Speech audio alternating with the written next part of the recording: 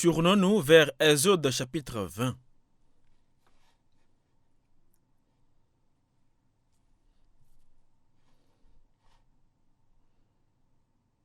Exode chapitre 20.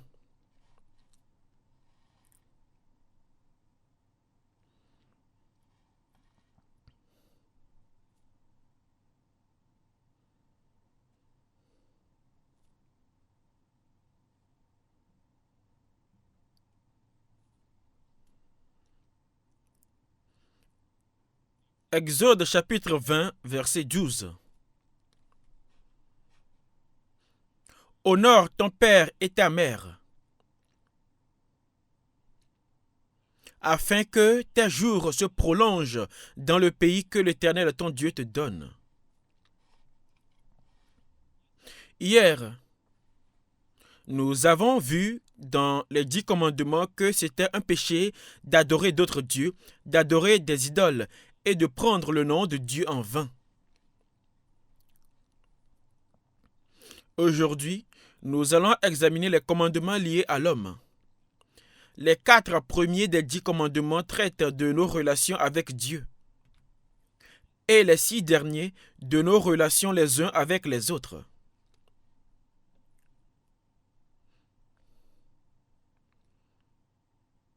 Le premier de ces 6 derniers commandements, et le plus représentatif d'entre eux, est le commandement concernant les parents. Beaucoup de gens disent que le christianisme n'enseigne pas le respect des parents. Mais ce sont les mots de gens qui ne connaissent pas très bien la Bible. La Bible enseigne de manière considérable et dans les termes les plus spécifiques que nous devons honorer nos parents. Le confucianisme et d'autres doctrines enseignent le devoir filial envers nos parents après leur décès, par exemple sous la forme de rites ancestraux stricts. Mais la Bible nous enseigne à honorer nos parents tant qu'ils sont encore en vie. Comme il a dit ici, honore ton père et ta mère, afin que tes jours se prolongent dans le pays que l'Éternel ton Dieu te donne. Ce commandement concernant les parents est le seul qui promet une bénédiction en échange de le garder. Il y a beaucoup de jeunes assis ici en ce moment. Indépendamment de la question du péché, si vous voulez réussir et être béni dans votre vie physique aussi, vous devez bien respecter et obéir à vos parents. C'est une promesse spéciale qui a été faite dans la Bible. Ça ne veut pas dire que vous serez puni sur le champ si vous traitez mal vos parents. Mais la Bible promet que si vous montrez du respect pour vos parents et que vous les traitez bien, vous et vos descendants serez certainement bénis. C'est une promesse. Mais si vous n'honorez pas votre père et votre mère et que vous leur causez du chagrin et du souci, c'est un péché.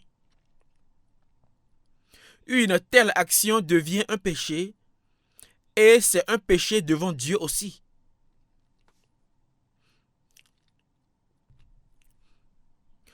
Vos parents servent de mandataires de Dieu sur terre. Vous ne pouvez pas voir Dieu. Mais tant que vos parents sont vivants, ils agissent comme ces mandataires. Ce sont eux que vous devez respecter. Si vous défiez ou désobéissez à vos parents, un terrible jugement vous attend. Ensuite, verset 13. Tu ne tueras point. Le meurtre. Je suppose que personne ici n'a réellement tué ou assassiné qui que ce soit.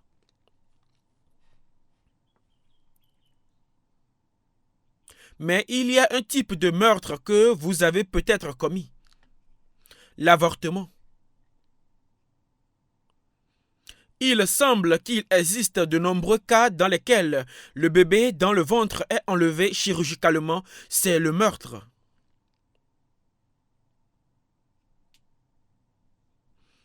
Étant donné que les gens ne peuvent pas réellement voir le bébé être conçu et se développer de leurs propres yeux, ils ne le considèrent pas comme meurtre lorsqu'ils le font avorter. Mais j'ai une cassette vidéo et cet individu était médecin. Il avait pratiqué des avortements pendant de nombreuses années et alors qu'il effectuait ses opérations pour avorter les fœtus, sa conscience ne cessait de le tourmenter. Alors plus tard, il a commencé à prendre des photos des fœtus dans l'utérus. Il a pris des photos des bébés tandis qu'il était dans l'utérus. Et il a aussi pris des photos de la procédure chirurgicale réelle. Un instrument chirurgical a été inséré et les jambes du fœtus ont été coupées et les bras ont été coupés, puis même le cou a été sectionné. Tout ceci est montré en vidéo. Pensez-y, c'est le meurtre, sans aucun doute. Les gens ne considèrent pas ça comme un meurtre, car ils ne peuvent pas le voir. Mais si un enfant a été conçu dans le ventre et que son corps commence déjà à se former, tuer cet enfant est certainement le meurtre. Vous devez considérer que le péché de meurtre emporte une peine très lourde.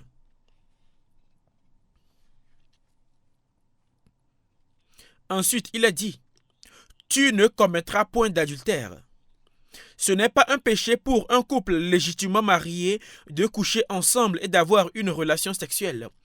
C'est ainsi que Dieu veut que ça soit. Mais si vous avez une relation sexuelle avec quelqu'un tant que vous n'êtes pas marié, même si vous êtes fiancé, c'est considéré comme l'adultère.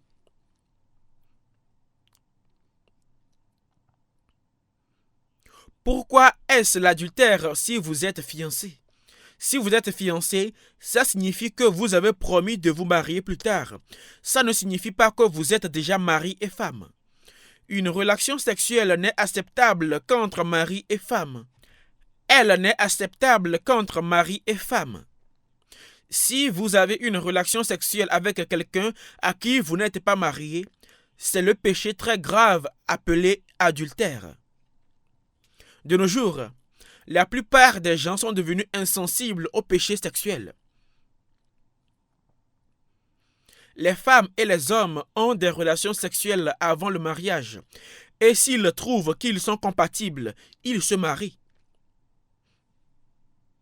Ça s'applique aux hommes et aux femmes. En ce qui concerne la virginité, c'est l'équivalent de la vie d'une personne. C'est parce que les gens qui gardent soigneusement leur virginité sont capables de s'empêcher de commettre d'autres péchés aussi. Ils sont capables de se détourner d'autres péchés aussi. Mais une fois que leur virginité est violée ou leur est enlevée, les défenses de leur cœur tombent en ruine aussitôt et leur vie s'effondre. De plus, leur forte détermination s'effondre. Une fois que ça arrive, ils deviennent insensibles au péché en général.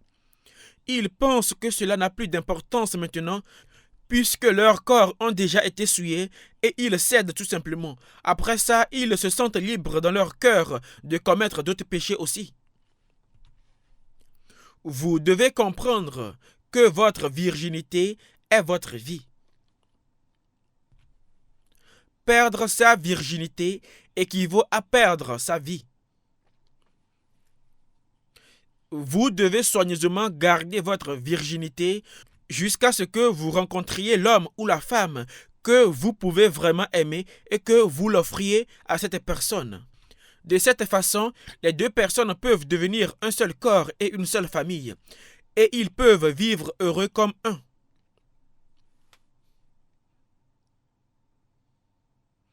À partir du moment où un homme ou une femme apprend que son conjoint a eu une relation physique avec une autre femme ou un autre homme dans le passé, avant de se marier, son cœur change. Ça peut même mettre fin à leur amour. Voilà à quel point cette affaire est grave. Mais à notre époque, ces valeurs s'effondrent toutes. Et on peut voir à quel point ce mode de vie est en cours d'être entièrement détruit. Cette époque est devenue décadente et notre monde est corrompu et dans un état de confusion totale. Si l'un d'entre vous a eu de telles relations sexuelles en dehors du mariage, vous recevrez une punition très grave.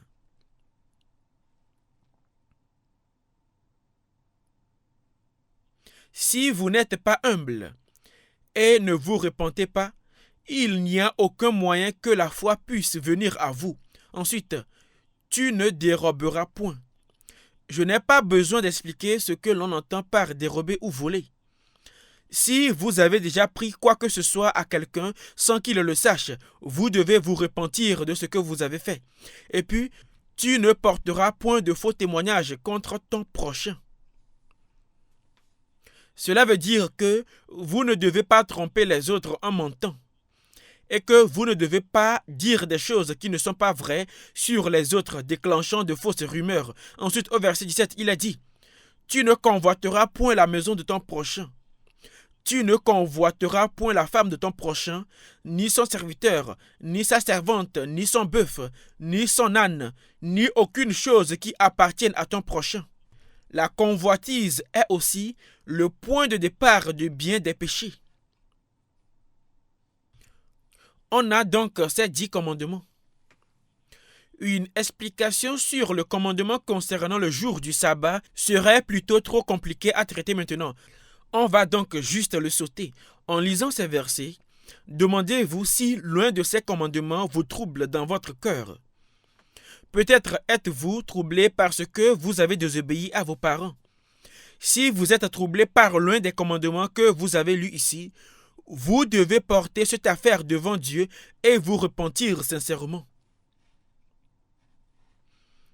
Tournons-nous vers l'Ancien Testament. Le livre d'Ésaïe chapitre 59.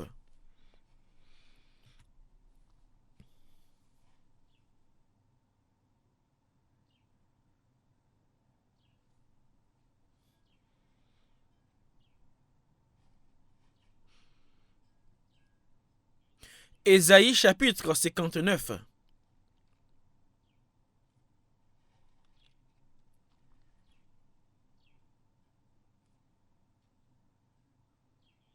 Ésaïe chapitre 59.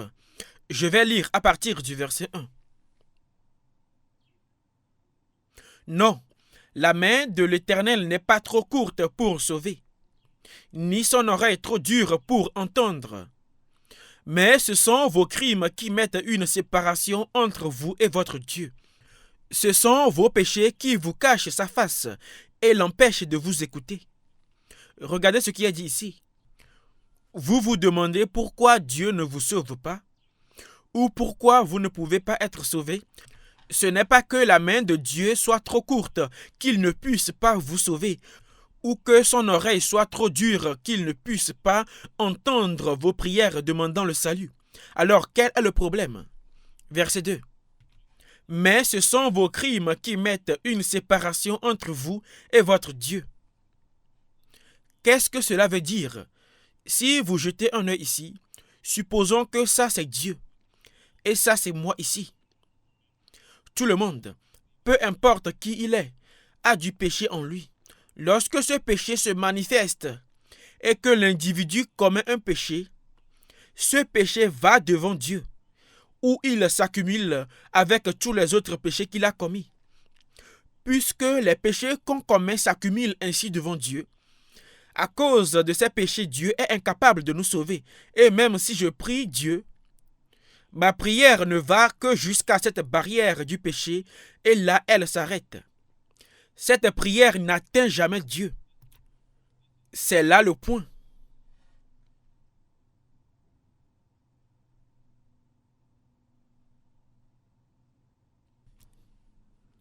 Surtout, quand il s'agit de ces versets du chapitre 59 d'Ésaïe, les gens qui croient en Jésus de nos jours ont tendance à lire les paroles, mais à ne pas penser à ce qu'elles disent. Savez-vous comment ils s'y prennent pour croire en Jésus? La toute première chose qu'ils apprennent dans le processus de croire en Jésus, c'est comment prier. Deuxièmement, ils apprennent des cantiques, puis ils apprennent au sujet de la Bible. Il se peut que quelqu'un dise à un ami, « Tu devrais croire en Jésus ». Alors l'ami va voir de quoi il s'agit. Et la première chose qu'il apprend, c'est comment prier. Il entend la personne à l'avant prier et dire « Dieu notre Père, nous vous remercions sincèrement ». Et il en apprend vite et commence à prier lui-même de la même manière. Mais il ne sait pas que ces prières ne peuvent pas atteindre Dieu. Tant qu'on n'a pas résolu le problème de notre péché, la prière ne nous sert à rien. Veuillez prendre un moment pour y réfléchir. Peut-être avez-vous fait beaucoup de prières jusqu'à présent. Mais aviez-vous complètement résolu le problème de votre péché avant de commencer à prier? Ou avez-vous juste prié bien que le problème de votre péché demeure? Si vous avez prié jusqu'à présent tandis que votre péché soit toujours là devant Dieu, toutes ces prières ont été vaines. Ces prières n'ont jamais atteint Dieu.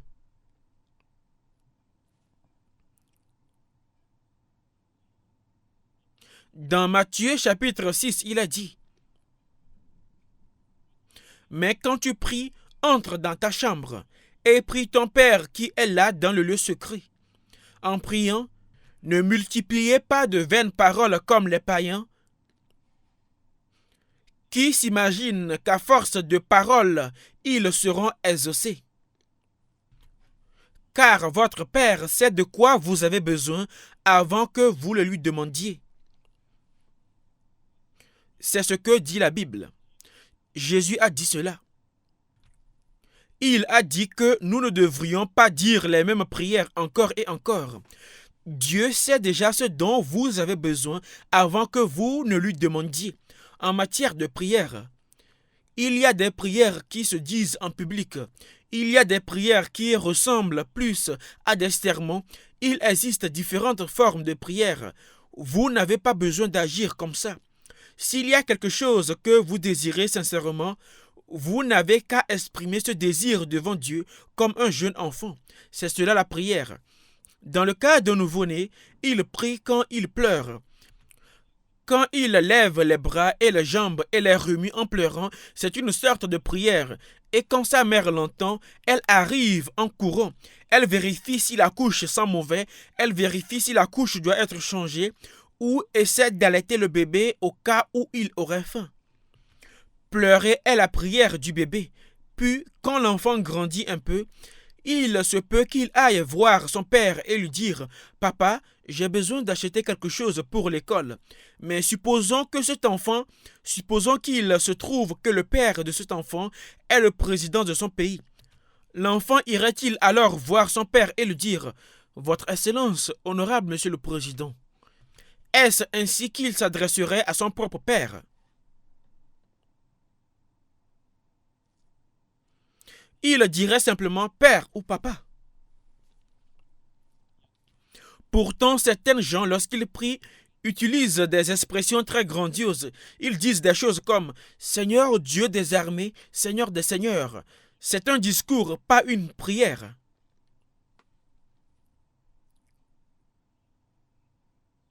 Il y a donc des prières qui ressemblent plus à des discours. Il y a des chants, il y a des prières qui ressemblent à des sermons. Et il y a même des prières où quelqu'un vient et frappe le dos des gens qui prient. Mais aucune de ces différentes sortes de prières n'est de vraie prière. Elles font tous partie de rituels formalisés seulement. Ce n'est pas la prière. Comment vous adressez-vous à la personne dont vous êtes le plus proche? Laissez-moi vous poser une question. Qui sont les deux personnes les plus proches dans une famille? Pour ceux qui sont mariés, leur conjoint est la personne dont ils sont les plus proches, n'est-ce pas? Lorsqu'un mari et sa femme sont assis ensemble à table, est-ce que la femme s'adresse à son mari à haute voix en utilisant des expressions telles que « Mon mari, très honorable président de telle ou telle entreprise », va-t-elle faire cela? Non. Ils vont se parler doucement afin que les autres autour d'eux n'entendent pas ce qu'ils disent. La prière est une conversation entre Dieu et un individu qui a la vraie vie en lui. Bien sûr, si vous menez des prières en public, vous devez parler d'une voix suffisamment forte pour que le monde puisse entendre. Mais pour la plupart, les gens se trompent lourdement en ce qui concerne leur idée préconçue de la prière. En général, des formalités cérémoniales telles que le chant ou la récitation du Notre Père se sont glissées dans les églises chrétiennes et ainsi le concept de prière a été corrompu. Cela n'est pas la vraie prière. Les gens disent que prier, c'est comme respirer. Laissez-moi vous poser une question. Est-ce que ce sont les vivants qui respirent ou les morts qui respirent? C'est évident, n'est-ce pas? Avez-vous déjà vu un cadavre respirer? Si prier est la même chose que respirer, ce sont les personnes vivantes qui respirent automatiquement. Si prier est la même chose que respirer, une fois qu'on est sauvé et que le problème de nos péchés est résolu, on priera Dieu automatiquement. On se trouve à prier automatiquement et naturellement. Mais si on n'est pas sauvé et que nos péchés bloquent le chemin, on peut prier sous la forme d'un chant, d'un discours ou d'un sermon. Mais tout ça ne nous servira à rien du tout.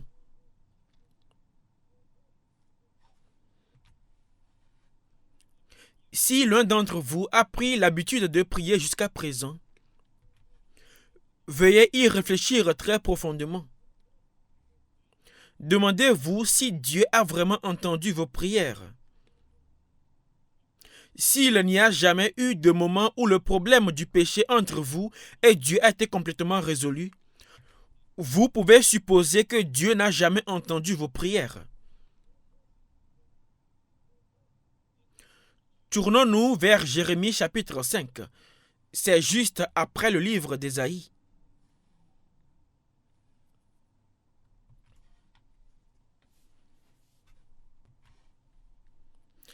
Jérémie chapitre 5. Jérémie chapitre 5, verset 25.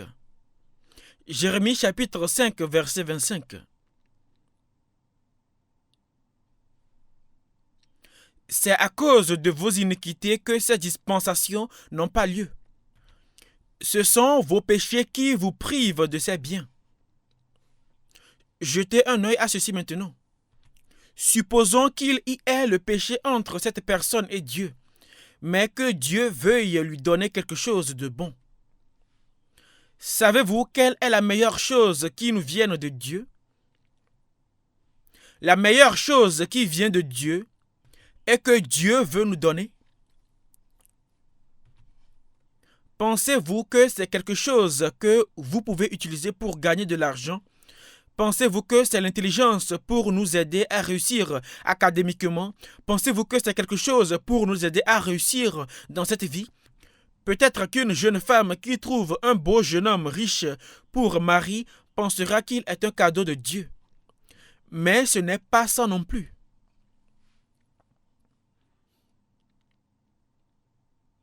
Le plus grand don qui vient de Dieu est le Saint-Esprit. Le Saint-Esprit nous fait naître de nouveau. Et c'est par le Saint-Esprit que nous pouvons connaître et recevoir tout ce que Dieu nous donne. Le plus grand don qui vient de Dieu est le Saint-Esprit. Mais, s'il vous plaît, répétez après moi, ce sont vos péchés qui vous privent de ces biens. Le bien qui nous vient de Dieu est le Saint-Esprit. Mais si ce péché reste là, le Saint-Esprit ne peut pas venir à vous. Si votre péché reste là devant Dieu, le Saint-Esprit ne peut pas entrer dans votre esprit.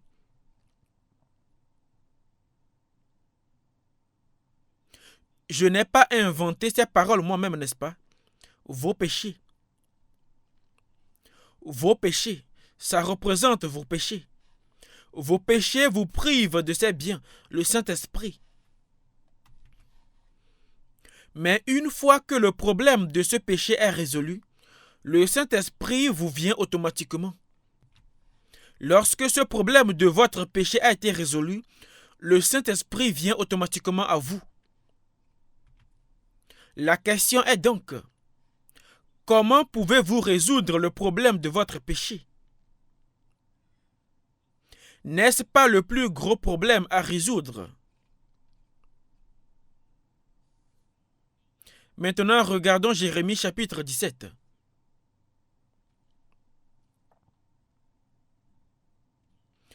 Jérémie chapitre 17.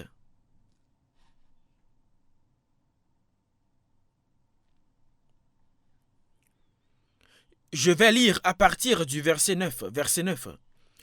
Jérémie chapitre 17, verset 9. Le cœur est tortueux par-dessus tout, et il est méchant. Qui peut le connaître? Moi, l'Éternel, j'éprouve le cœur, je sonde les reins, pour rendre à chacun selon ses voies, selon le fruit de ses œuvres. Regardez ce qui est dit ici. Il y a quelque chose dont les gens ne se rendent pas compte. Il y a quelque chose que les gens ne savent pas. Je pense que la plupart d'entre vous vivent en ville, donc probablement vous n'avez jamais nourri de cochons auparavant, n'est-ce pas? Et probablement vous ne savez pas à quel point les cochons sont sales. Il fut un temps où j'élevais des cochons. Si vous regardez dans une porcherie, vous verrez des cochons se promener et s'asseoir dans leur propre excrément. Ils sentent mauvais aussi. Ce sont vraiment des animaux sales. Mais Dieu dit qu'il y a quelque chose d'encore plus sale que ça. Il y a quelque chose de plus sale encore que des cochons qui mangent, boivent et dorment au milieu de leur propre excrément, et cette chose est le cœur de l'homme.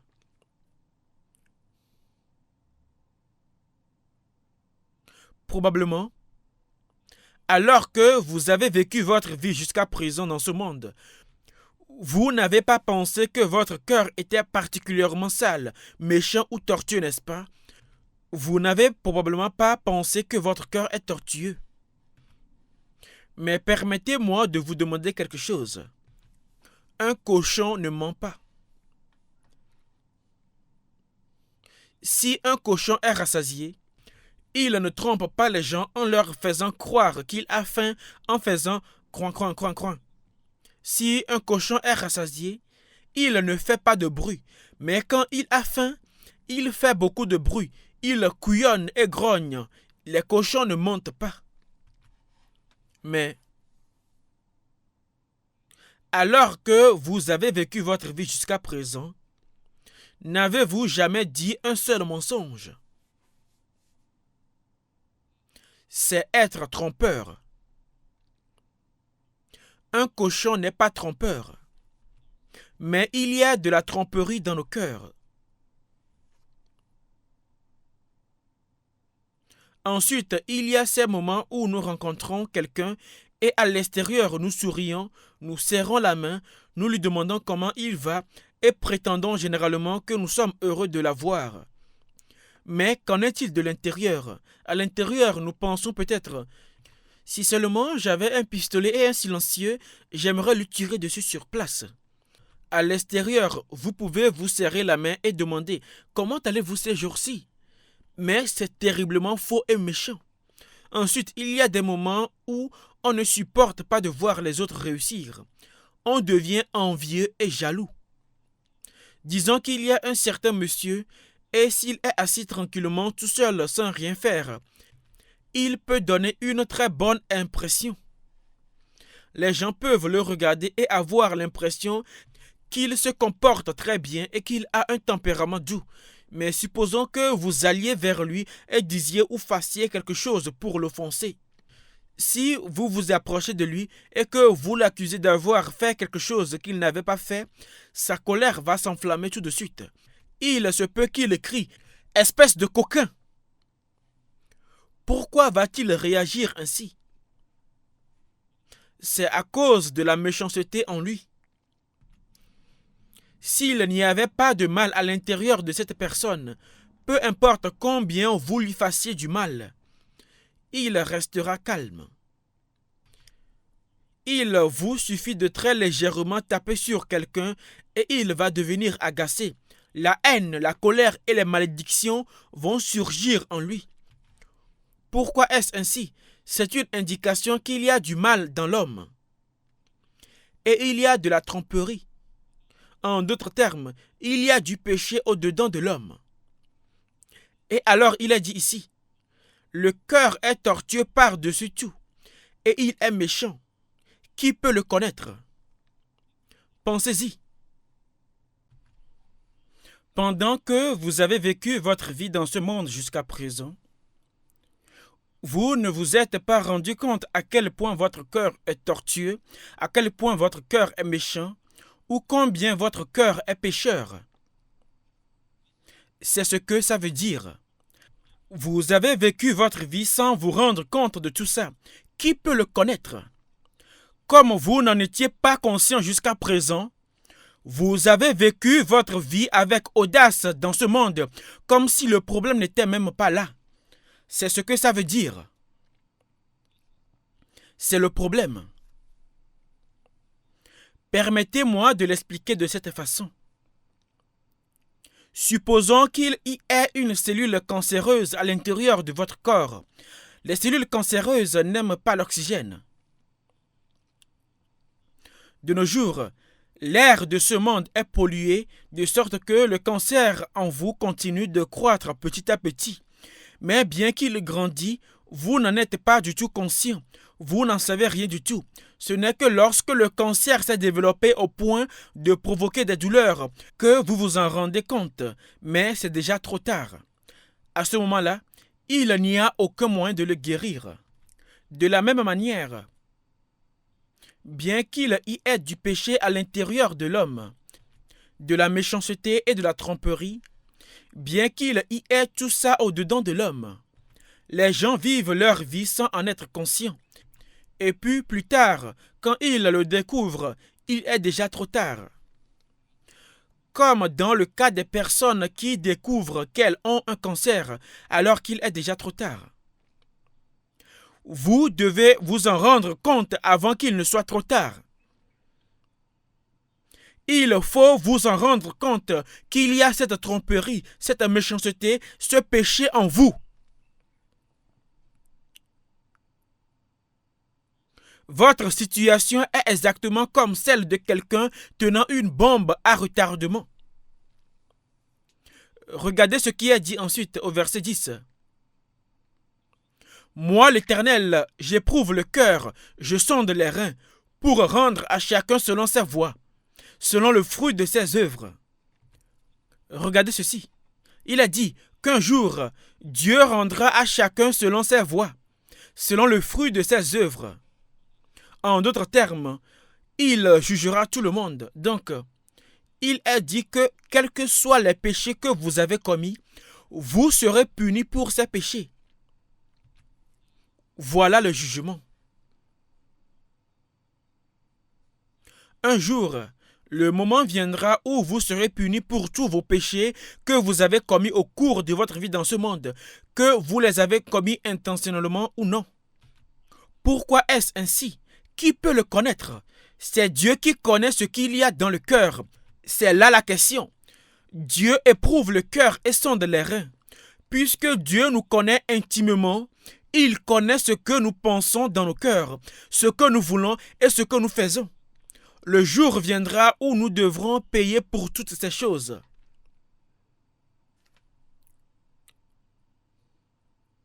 Il s'agit donc d'un problème extrêmement grave. Quand les gens font quelque chose de mal, ils pensent qu'ils sont en sécurité tant qu'ils ne se font pas prendre. Quand ils commettent un crime sans que personne ne le sache, ils pensent qu'ils ont réussi et qu'ils en ont gagné quelque chose. Mais une chose qu'ils doivent savoir, c'est que même s'ils échappent à la détection et au jugement selon les lois de ce monde, leurs actions n'ont pas échappé au regard de Dieu, qui voit tout comme illuminé par un éclair. Il se peut que l'éclair brille très loin dans le ciel, mais sa lumière vive peut pénétrer même dans votre chambre. Dieu sait tout. Vous pouvez peut-être éviter d'être pris par les lois du monde, mais vous ne pouvez pas échapper au jugement de Dieu. Tournons-nous vers le chapitre 5 de l'évangile de Matthieu dans le Nouveau Testament.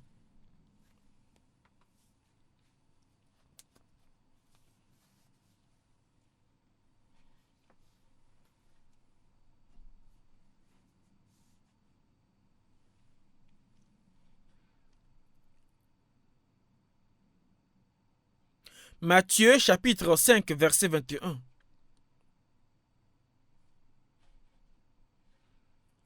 Vous avez entendu qu'il a été dit aux anciens, tu ne tueras point. Celui qui tuera mérite d'être puni par les juges. Mais moi je vous dis que quiconque se met en colère contre son frère mérite d'être puni par les juges. Que celui qui dira à son frère Raka mérite d'être puni par le Sanhédrin. Et que celui qui lui dira insensé mérite d'être puni par le feu de la géhenne. Alors, quel type de péchés sont jugés et quel type de péchés enverront une personne en enfer? La plupart des gens pensent qu'une personne sera envoyée en enfer pour avoir commis de grands péchés comme le vol et le meurtre, mais pas pour de plus petits péchés, et donc ils ne les considèrent même pas comme des péchés. Ces petits péchés, pas du tout. Qu'est-ce que Jésus a dit à ce sujet? Il a dit qu'une personne qui commet un meurtre sera jugée. Mais il a aussi dit, « Mais moi, je vous dis que quiconque se met en colère contre son frère... » Regardez ce qu'il a dit ici. Quiconque se met en colère contre son frère. Quand il a dit frère ici, y compris vos frères et sœurs, vos amis et toute autre personne dans ce monde avec qui vous êtes en colère ou contre qui vous vous fâchez. Se fâcher, se mettre en colère, être furieux contre quelqu'un. La Bible dit que chaque fois que vous le faites, peu importe qui vous êtes, vous serez jugé. Tout le monde sans exception.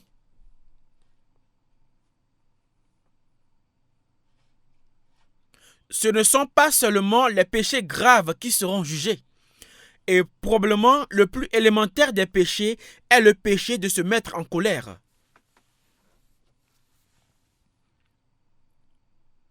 Il n'y a probablement pas une seule personne dans ce monde qui n'a jamais été en colère.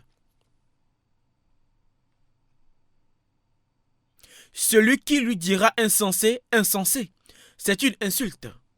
Donc ça veut dire que si vous dites quelque chose comme « espèce d'idiot » ou « tu es stupide », vous irez en enfer pour ce péché. Je n'invente rien. Examinons le verset 22. Mais moi je vous dis que quiconque se met en colère contre son frère mérite d'être puni par les juges. Que celui qui dira à son frère Raka est une insulte, mérite d'être puni par le Sanhédrin, et que celui qui lui dira insensé mérite d'être puni par le feu de la géhenne. Dieu semble un peu extrême, n'est-ce pas?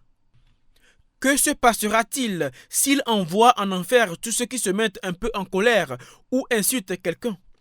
Il n'y a personne dans ce monde qui n'a jamais insulté une autre personne ou qui n'a jamais été en colère. Donc cela ne signifie-t-il pas que tout le monde dans ce monde doit aller en enfer?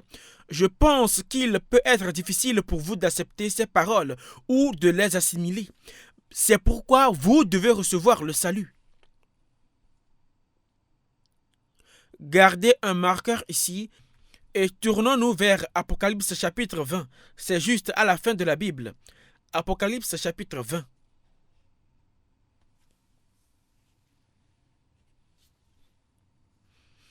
Apocalypse chapitre 20. Je vais lire à partir du verset 12. Apocalypse chapitre 20, verset 12.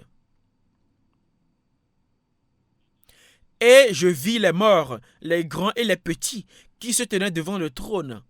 Des livres furent ouverts, Et un autre livre fut ouvert, celui qui est le livre de vie. Et les morts furent jugés selon leurs œuvres, d'après ce qui était écrit dans ces livres. La mer rendit les morts qui étaient en elle. La mort et le séjour des morts rendirent les morts qui étaient en eux, et chacun fut jugé selon ses œuvres.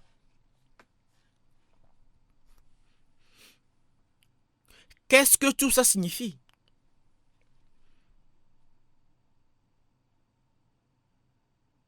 Cette ligne représente l'histoire de l'humanité.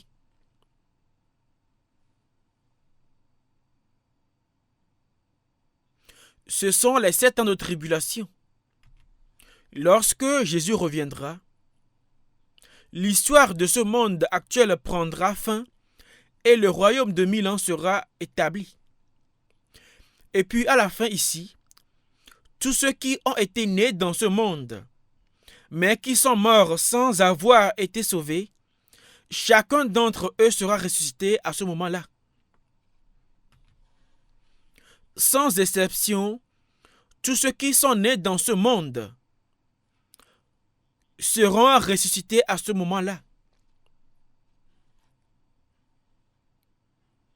Veuillez répéter après moi. C'est Jean chapitre 5, verset 29. Répétez après moi. Ceux qui auront fait le bien ressusciteront pour la vie. Mais ceux qui auront fait le mal ressusciteront pour le jugement. C'est la résurrection du jugement. Les gens ressusciteront à ce moment pour être jugés. Disons que c'est le tribunal du juge. C'est le tribunal du juge. Et le juge est assis ici.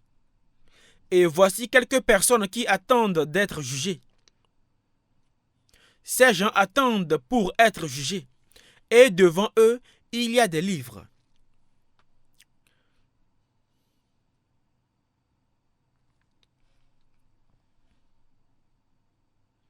Et puis ici, sur le tribunal devant le juge, il y a un autre livre. C'est le livre de vie. Ceux dont les noms ne sont pas enregistrés dans ce livre de vie doivent être jugés. Ceux dont les noms sont dans le livre de vie n'ont pas à faire face à ce jugement. Les noms des personnes nées de nouveau y sont écrits. Lisons le verset 12 une fois de plus. « Et je vis les morts, les grands et les petits, qui se tenaient devant le trône. Des livres furent ouverts, et un autre livre fut ouvert, celui qui est le livre de vie. Ce n'est qu'un livre seulement.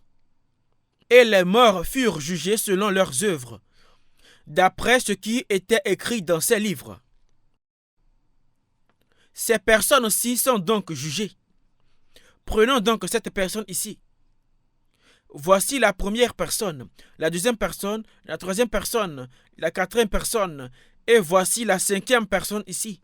Ce n'est pas possible, mais supposons que cette première personne ne s'est fâchée qu'une seule fois dans sa vie. Elle a juste perdu son calme une fois. Elle s'est fâchée. Cette personne s'est mise en colère une seule fois.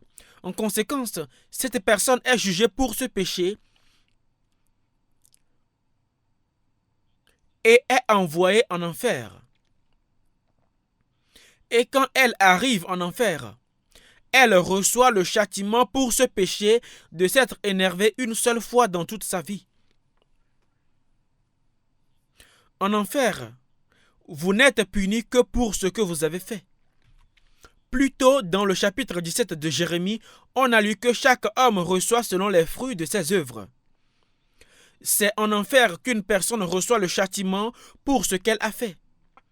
Si vous n'avez perdu votre sang-froid qu'une seule fois, vous ne recevrez la punition que pour ce seul péché. Disons que cette personne a dit un mensonge. Elle va donc recevoir le châtiment pour ce seul mensonge. Si elle a menti 2 fois, elle va recevoir le châtiment pour ces 2 mensonges. Cette personne a volé quelque chose. Elle doit donc recevoir un châtiment légèrement plus sévère. Et cette personne a commis l'adultère. Elle aussi recevra une punition sévère. cette personne a désobéi à ses parents et sera punie en conséquence. Si ce n'était qu'une fois, elle sera punie pour ce seul péché. Si elle l'a fait 2 fois, sa punition sera 2 fois plus sévère. L'enfer est l'endroit où les gens sont punis en fonction de ce qu'ils ont fait. Et donc, c'est le jugement. Et l'enfer est l'endroit où les gens sont envoyés à la suite de ce jugement. Ainsi, peu importe la taille du péché que vous commettez, le prix de ce péché doit être payé en enfer, après que vous avez été jugé. Je n'invente rien. C'est dit ici dans la Bible, n'est-ce pas?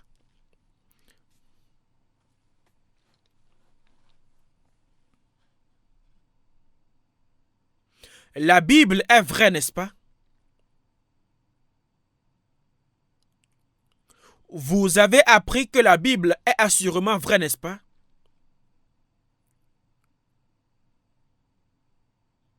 Vous ne voulez peut-être pas l'admettre dans votre cœur ou ne pas le croire, mais ce fait est clairement vrai.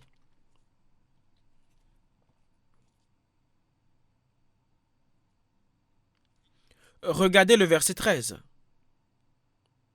La mer rendit les morts qui étaient en elle. La mort et le séjour des morts rendirent les morts qui étaient en eux. Et chacun fut jugé selon ses œuvres. Ceux qui meurent dans la mer seront ressuscités de la mer. Ceux qui meurent dans un incendie en seront également ressuscités. Comment une personne qui a été brûlée vive peut-elle être ressuscitée? Si une personne meurt dans la mer, il se peut qu'un requin vienne et dévore le corps, et ensuite il se peut que quelqu'un attrape le requin, en extrait l'huile et mange sa chair. Dans ce cas, vous pouvez demander comment une personne qui meurt de cette manière peut être ressuscitée. Mais qui est Dieu? Les gaz tels que l'hydrogène, ces gaz qui composent les éléments originels du corps restent encore. Ceux-ci peuvent entrer dans la terre et se mélanger et former le sol. Mais tant que l'esprit de la personne reste vivant, la résurrection ne pose aucun problème. Ainsi, tous ceux qui meurent sans être sauvés vont d'abord au séjour des morts, puis à ce moment-là, ils seront ressuscités et jugés. C'est la résurrection pour le jugement. Ainsi, ils seront jugés et jetés dans les temps de feu. Réfléchissons à ceci. Supposons qu'en lisant la Bible et en écoutant ces paroles, vous vous disiez « Allez, ça ne peut pas être vrai. Je ne pense pas que ce soit vrai. » Et vous n'acceptez pas vraiment tout ça dans votre cœur. Si tel est le cas,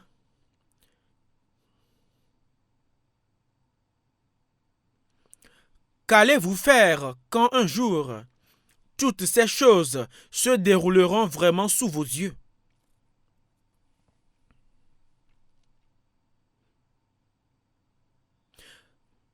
Qu'allez-vous faire lorsque ces paroles deviendront réalité pour vous?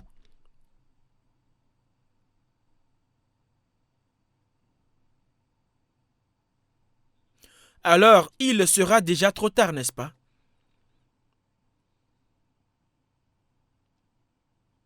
La Bible dit que l'enfer est un lieu de feu brûlant. La raison pour laquelle vous n'allez pas mourir dans le feu est que vous serez dans un corps ressuscité qui ne sera pas consumé. Un corps ressuscité ne sera pas consumé par le feu et ne disparaîtra pas. Même le corps d'un pécheur ne sera pas tel qu'il sera consumé et disparaîtra après sa résurrection. Il sera éternel.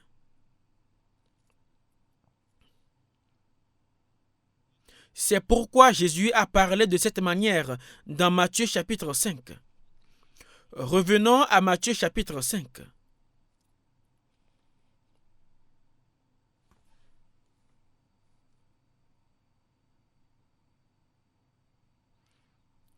Matthieu chapitre 5 verset 22.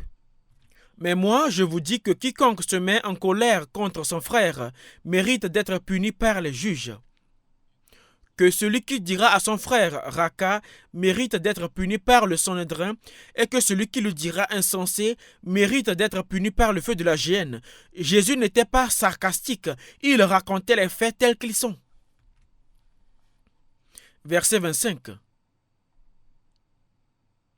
Accorde-toi promptement avec ton adversaire pendant que tu es en chemin avec lui, de peur qu'il ne te livre au juge, que le juge ne te livre à l'officier de justice et que tu ne sois mis en prison.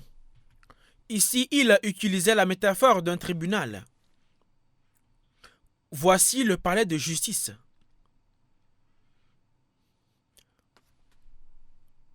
Et c'est le chemin vers le palais de justice.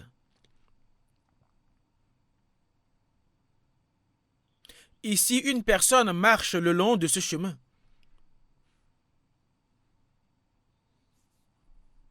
Et cette personne l'a conduit.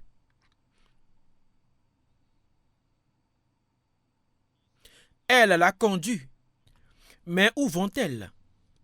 C'est l'endroit où les gens sont jugés.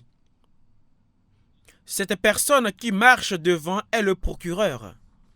Normalement, ce n'est pas le procureur qui conduit l'accusé devant le tribunal. C'est le travail d'un policier ou d'un gardien de prison, n'est-ce pas? Mais en substance, c'est la même chose que si le procureur conduisait l'accusé devant le tribunal en disant « Allons-y, vous devez faire face à votre procès ». Ici, Jésus utilise l'ensemble d'un procès public pour expliquer le jugement final. Et il a dit que cette personne qui suit derrière doit s'accorder avec son adversaire, son procureur qui marche devant lui. Quand il est dit de s'accorder, ça veut dire résoudre le problème en réglant les choses avec le procureur. Si vous réglez l'affaire avec le procureur avant d'arriver au tribunal, l'affaire est abandonnée et vous n'avez pas à vous rendre pour être jugé. Mais si vous regardez ici, Jésus a dit « Accorde promptement avec ton adversaire pendant que tu es en chemin avec lui. » De quel chemin parle-t-il? Ce chemin, c'est le chemin de la vie. Le chemin que les gens suivent dans leur vie dans ce monde est le chemin qui se termine au jugement final.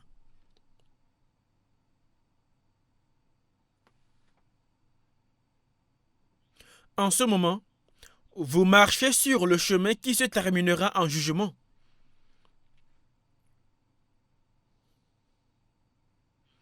Tous ceux qui sont nés dans ce monde marchent sur ce chemin et il n'y a pas de chemin de traverse que vous puissiez emprunter en route.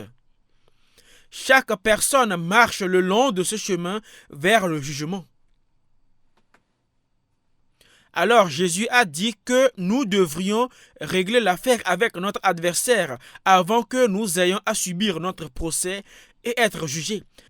Alors, qu'entendons par cet adversaire? Cet adversaire est la conscience en vous. C'est votre conscience à l'intérieur de vous. Chaque personne a deux côtés à son cœur. Un individu a deux côtés à son cœur. Il a sa propre volonté, mais en même temps, sa conscience ne cesse de le déranger. Sa conscience le trouble, elle continue de le tourmenter. Le fait que nous souffrons d'une mauvaise conscience est l'indice qui nous dit que nous marchons sur le chemin vers le jugement. C'est l'indice, la preuve. Quand votre conscience vous trouble, c'est l'indication claire que vous serez jugé.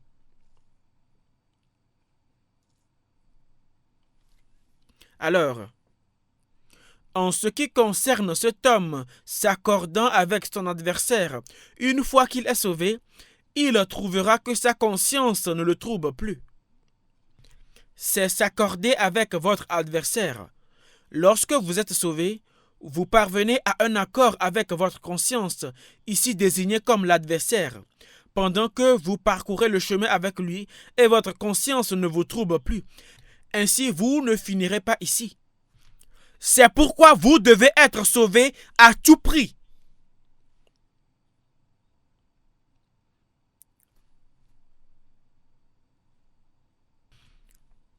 Pensez-vous que c'est juste un cas où cela serait génial si vous pouvez être sauvé, mais sinon tant pis? Regardez ce qui est dit ici. Relisons-le encore, verset 25. Accorde-toi promptement avec ton adversaire pendant que tu es en chemin avec lui, de peur qu'il ne te livre au juge et que le juge ne te livre à l'officier de justice et que tu ne sois mis en prison. Cette prison est l'enfer.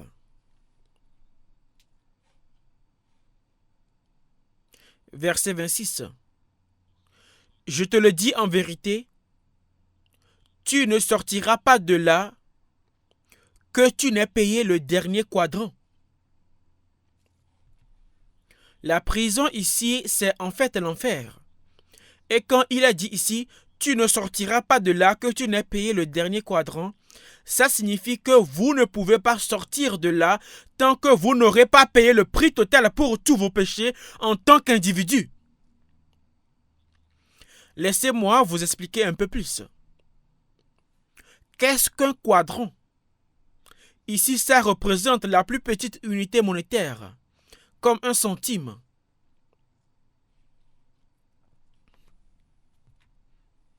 L'euro est la plus grande unité. Il y a l'euro, la pièce de 25 centimes, de 10 centimes, de 5 centimes et de 1 centime. Le centime est la plus petite unité.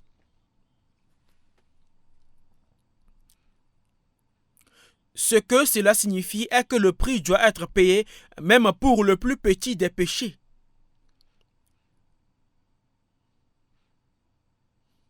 Vous devez payer le prix pour vos péchés. Si vous ne payez pas le prix de vos péchés, le problème de votre péché individuel reste toujours. Vous devez payer le prix pour vos péchés. Pensez à votre propre situation. Pensez aux péchés que vous avez commis au cours de votre vie dans ce monde jusqu'à présent. Peut-être avez-vous été en colère ou avez-vous menti.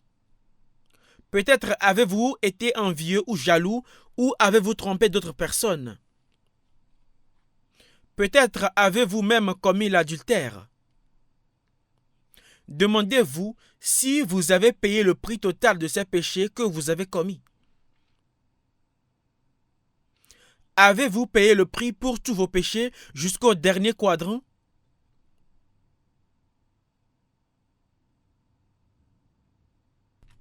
Repensez très attentivement à votre vie. Demandez-vous si vous avez payé le prix de chacun de vos péchés jusqu'au plus petit d'entre eux. Verset 27. Vous avez appris qu'il a été dit, tu ne commettras point d'adultère. Mais moi je vous dis que quiconque regarde une femme pour la convoiter a déjà commis un adultère avec elle dans son cœur. Si ton œil droit est pour toi une occasion de chute, arrache-le et jette-le loin de toi. Car il est avantageux pour toi qu'un seul de tes membres périsse et que ton corps entier ne soit pas jeté dans la géhenne. Et si ta main droite est pour toi une occasion de chute, coupe-la et jette-la loin de toi, car il est avantageux pour toi qu'un seul de tes membres périsse et que ton corps entier n'aille pas dans la géhenne. Supposons que vous ayez commis l'adultère dans votre cœur. Vous n'avez pas mis vos pensées en action, mais vous avez commis l'adultère dans votre cœur. Il se peut que vous soyez une femme qui a regardé un homme ou un homme qui a regardé une femme de cette façon, mais vous l'avez commis dans votre cœur. Ça aussi sera jugé. Alors Jésus a dit, si ton œil droit est pour toi une occasion de chute, si tu as utilisé ton œil droit pour regarder un membre du sexe opposé avec des pensées adultères à l'esprit, alors tu devrais arracher cet œil. Et si vous avez frappé quelqu'un ou commis un autre péché avec votre main droite, il est dit que vous devez la couper. Puisque votre corps tout entier devrait autrement aller dans la géhenne, c'est-à-dire l'enfer à cause de votre œil droit ou de votre main droite. Il est dit que tout votre corps sera jeté en enfer. Votre corps. Mais si vous enlevez votre œil droit, vous continuerez toujours à pécher avec votre œil gauche. On dit que si on coupe les mains de quelqu'un dépendant du jeu, il continuera à jouer avec ses orteils. Même si vous vous coupez les mains, vous continuerez toujours à pécher. Ainsi, quand nous examinons cette question, nous découvrons que le péché est en fait dans le cœur. Le péché est dans votre cœur. C'est ce que ça veut dire.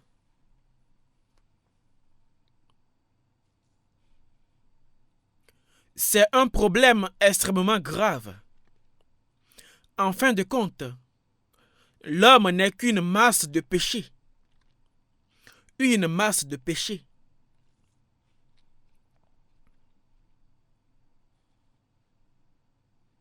Tournons-nous vers Romains chapitre 1.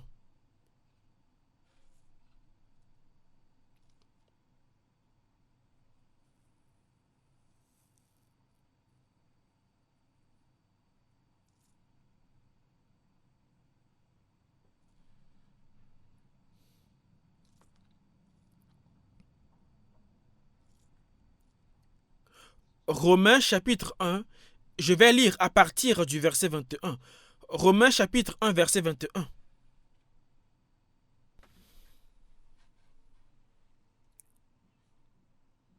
Puisque, ayant connu Dieu, ils ne l'ont point glorifié comme Dieu, et ne lui ont point rendu grâce, mais ils se sont égarés dans leurs pensées, et leur cœur sans intelligence a été plongé dans les ténèbres.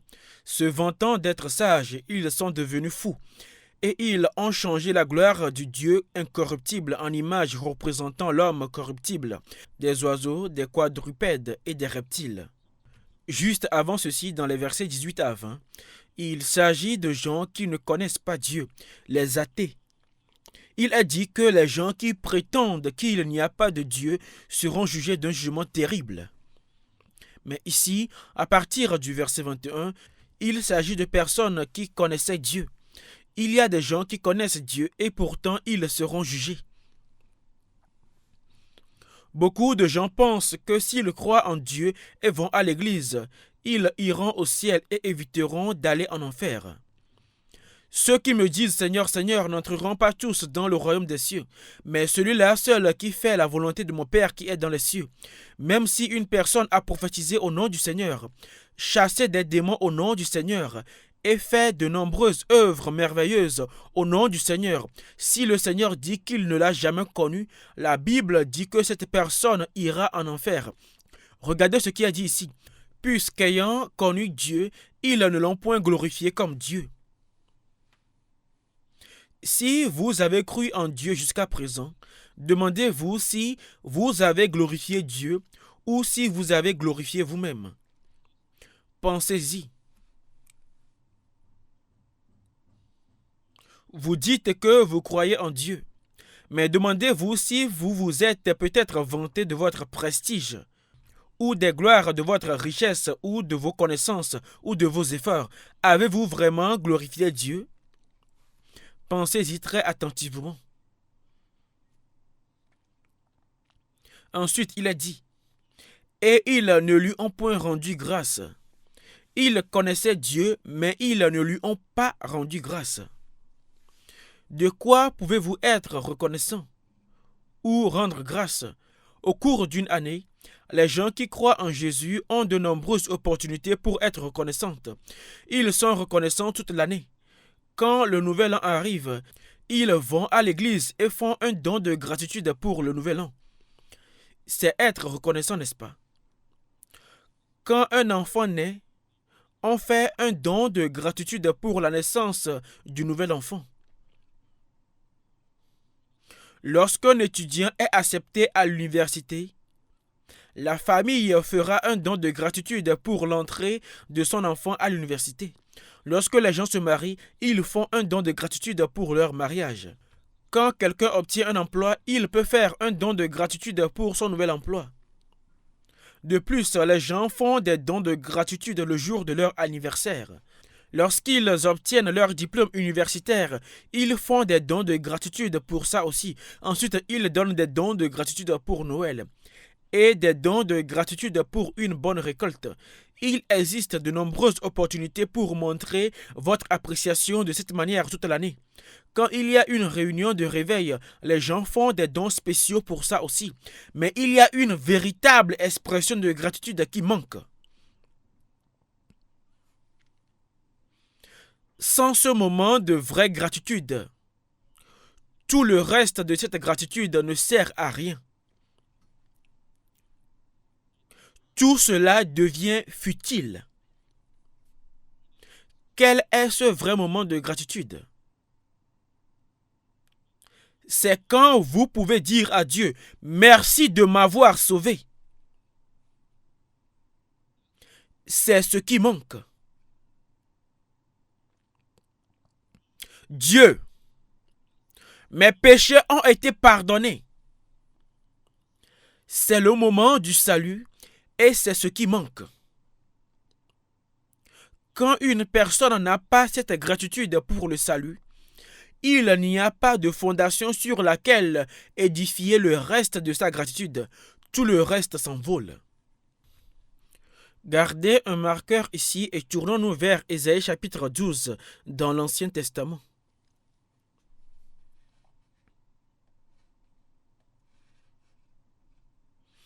Ésaïe chapitre 12.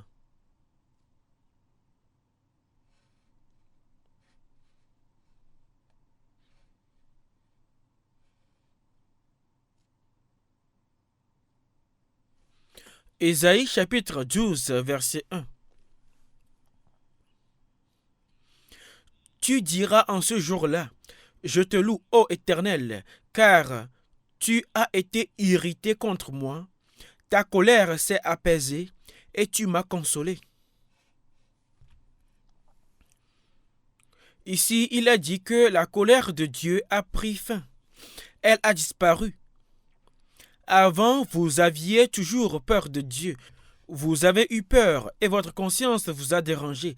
Auparavant, Dieu te faisait peur, mais maintenant sa colère a disparu. C'est terminé. Pourquoi est-ce ainsi? C'est ce qui arrive au moment où vous êtes sauvés. Maintenant, lisons la suite, verset 2. Voici, Dieu est ma délivrance, je serai plein de confiance et je ne craindrai rien. Car l'Éternel est ma force et le sujet de mes louanges. C'est lui qui m'a sauvé. Vous puiserez de l'eau avec joie aux sources du salut. Regardons ceci. Quelle est cette gratitude? C'est pour le salut, n'est-ce pas? C'est la reconnaissance pour le salut.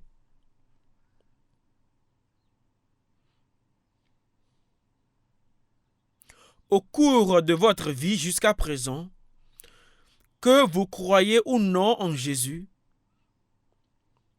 s'il n'y a pas eu un moment où vous avez vraiment remercié Dieu pour votre salut, vous serez jugé et envoyé en enfer.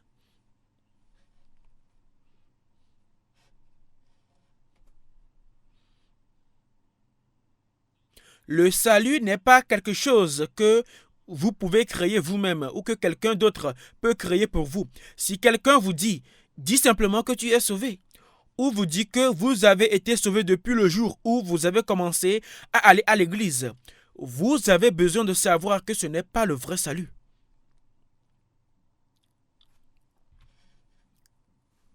Il se peut que vous soyez sauvé le premier jour où vous allez à l'église.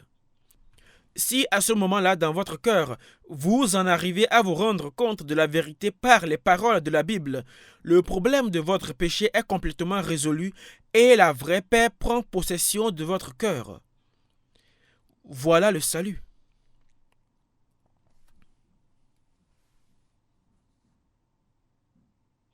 Il y a des gens qui reçoivent la parole de Dieu.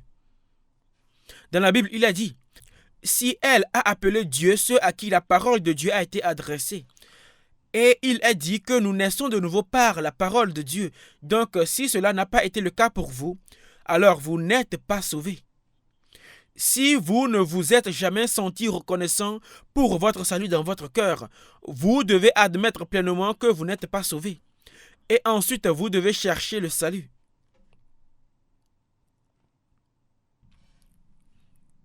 Suis-je sauvé ou ne suis-je pas sauvé? Est-ce ceci ou est-ce cela? Je voudrais vous recommander un livre.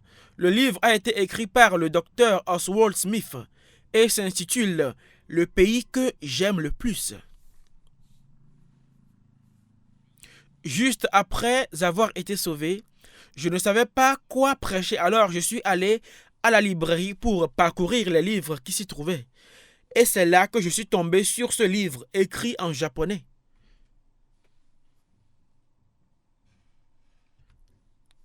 Dans le livre, le docteur Oswald Smith raconte comment il avait cru en Jésus depuis qu'il était enfant. Mais il n'a jamais pu trouver une réponse à la question de savoir s'il irait au ciel ou en enfer. Il croyait, mais il ne savait pas s'il allait au ciel ou en enfer. Il était tellement troublé par cette question qu'il a arrêté ses études et plus tard, il a même rejoint un groupe évangélique pour répandre l'évangile avec eux. Mais il n'a toujours pas pu trouver de réponse à cette question. Il a même quitté son travail pour pouvoir se concentrer sur cette question de savoir s'il irait au ciel ou en enfer. Il a été angoissé à ce sujet pendant très longtemps, puis un jour, alors qu'il lisait un petit livret intitulé « Sûr, assuré et en paix », il en est arrivé à se rendre compte de la vérité. Ainsi, dans son livre, il a écrit que parmi les nombreuses personnes qui croient en Dieu et prétendent qu'elles iront au ciel, il y a 5 types de personnes qui ne pourront pas aller au ciel. Pourquoi est-ce ainsi? C'est parce qu'il y a 2 sortes de foi. 2 sortes de foi. L'une est une sorte de foi intellectuelle. C'est la foi d'une personne qui reconnaît qu'il y a qu'un seul Dieu, qu'il a créé ce monde et que Jésus est son Fils. Une personne ne peut recevoir le salut seulement avec cette sorte de foi. Ça ne suffit pas. Alors, quelle est l'autre sorte de foi? C'est la foi qui permet à une personne de confier son esprit entièrement à Dieu.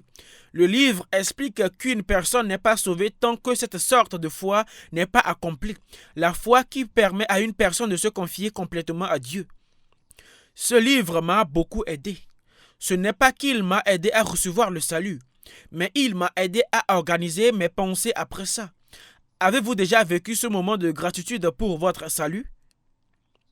Pas seulement un soulagement temporaire du péché, mais un pardon éternel pour vos péchés individuels.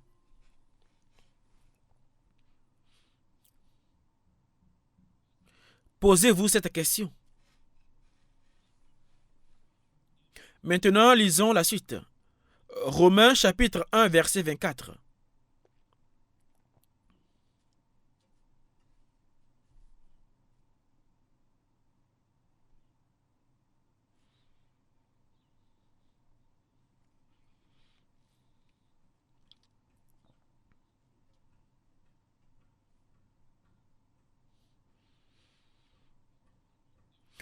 C'est pourquoi Dieu les a livrés à l'impureté, selon les convoitises de leur cœur, en sorte qu'ils déshonorent eux-mêmes leur propre corps, eux qui ont changé la vérité de Dieu en mensonge et qui ont adoré et servi la créature au lieu du Créateur qui est béni éternellement. Amen. C'est pourquoi Dieu les a livrés à des passions infâmes, car leurs femmes ont changé l'usage naturel en celui qui est contre nature. Et de même, les hommes, abandonnant l'usage naturel de la femme, se sont enflammés dans leurs désirs les uns pour les autres, commettant homme avec homme des choses infâmes et recevant eux-mêmes le salaire que méritait leur égarement. Si vous regardez ici, il mentionne l'usage naturel de l'homme et de la femme en tant que couple marié. Il dit l'usage naturel. Quand un homme et une femme sont unis en tant que couple marié, une famille se forme. La relation entre ce mari et cette femme est celle qui est conforme à l'usage naturel. Dans ce cas, quel est l'usage non naturel?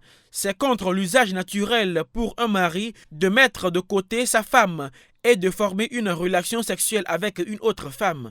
C'est également contre l'usage naturel pour une femme de mettre son mari de côté et de former une relation sexuelle avec un autre homme.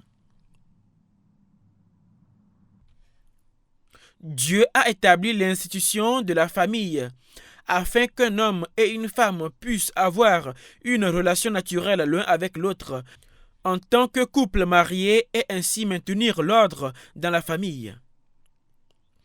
Le but de Dieu en créant l'homme était de former un partenaire pour son amour. Dieu a aussi créé les choses pour que l'homme ait aussi son partenaire en amour.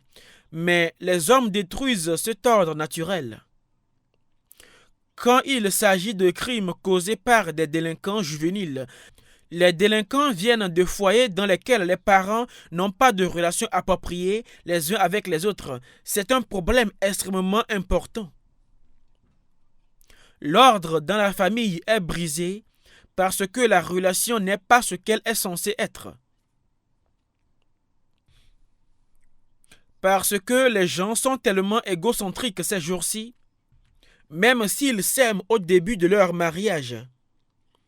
Une fois qu'ils ont vécu ensemble pendant un certain temps, ils découvrent que leurs personnalités ne sont pas compatibles. Comment deux personnalités peuvent-elles parfaitement correspondre? On parle d'un homme et d'une femme. Bien sûr, ils ne peuvent pas être les mêmes. Bien qu'il se peut qu'un mari et une femme peuvent avoir des personnalités différentes, ils doivent apprendre à s'entendre par la patience et la tolérance. C'est ce qui fait une famille et un mariage. C'est lorsque ces relations ne deviennent pas naturelles et malsaines qu'elles deviennent pécheresses. Elles donnent lieu à bien des péchés. Et ensuite, que se passe-t-il? Continuons à lire. Au verset 27, il est dit: Et de même les hommes, abandonnant l'usage naturel de la femme, se sont enflammés dans leurs désirs les uns pour les autres, commettant homme avec homme des choses infâmes. De quoi s'agit-il? C'est l'homosexualité. Deux hommes ayant une relation sexuelle entre eux. Donc si vous regardez ici, il est dit: et recevant eux-mêmes le salaire que méritait leur égarement. Parmi les péchés, l'homosexualité est un péché pour lequel une personne est punie directement.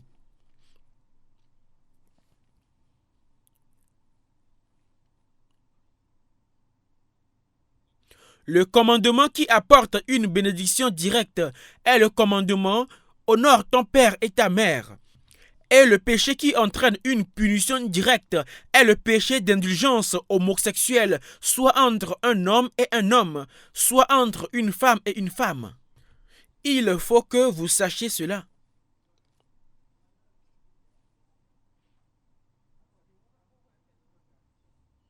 La parole de Dieu n'a jamais tort. Ces paroles ont peut-être été enregistrées il y a 2000 ans. Mais ce terrible péché est maintenant très évident dans notre monde d'aujourd'hui. C'est ce qui est dit dans la Bible. Mais ils choisissent d'ignorer complètement la Bible. Si les choses sont allées aussi loin, il ne reste plus beaucoup de temps pour ce monde, n'est-ce pas? Dans certains pays, l'adultère n'est plus un crime. Et maintenant, les églises acceptent l'homosexualité et ne la considèrent pas comme un péché. Regardez maintenant le verset 28. Comme ils ne se sont pas souciés de connaître Dieu, Dieu les a livrés à leur sens réprouvé pour commettre des choses indignes. Regardez ce qui est dit ici. Ils ne se sont pas souciés de connaître Dieu. Ça ne semble-t-il pas plutôt étrange, se soucier de connaître Dieu? Beaucoup d'entre vous ont probablement vécu vos vies jusqu'à présent sans même y penser.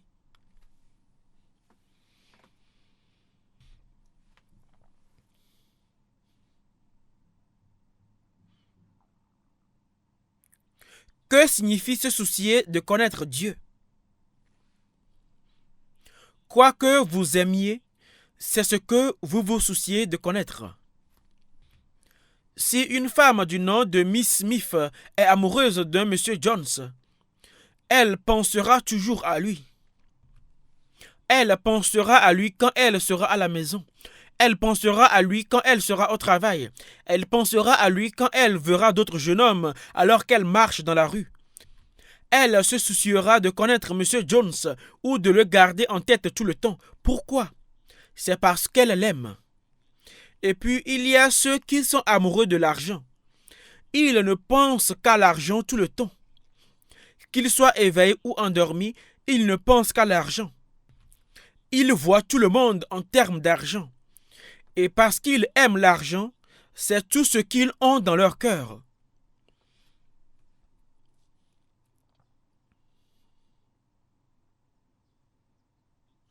Et comme ils n'aiment pas Dieu, ils ne s'en soucient pas de le connaître. Gardez un marqueur ici et allons à Matthieu chapitre 22.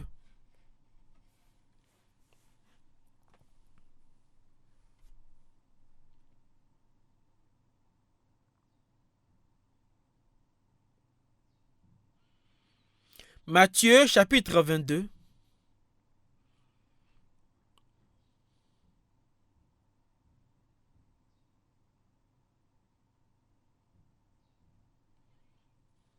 Verset 34. Matthieu chapitre 22, verset 34. Les pharisiens, ayant appris qu'il avait réduit au silence les Sadducéens, se rassemblèrent et l'un d'eux, docteur de la loi, lui fit cette question pour l'éprouver. Maître, quel est le plus grand commandement de la loi? Jésus lui répondit, tu aimeras le Seigneur ton Dieu de tout ton cœur, de toute ton âme et de toute ta pensée. C'est le premier et le plus grand commandement. Et voici le second qui lui est semblable. Tu aimeras ton prochain comme toi-même. Regardez ce qui est dit ici. Il y a 10 commandements. Mais si on les classe en 2 catégories principales, la première serait « Tu aimeras le Seigneur ton Dieu de tout ton cœur, de toute ton âme et de toute ta pensée. »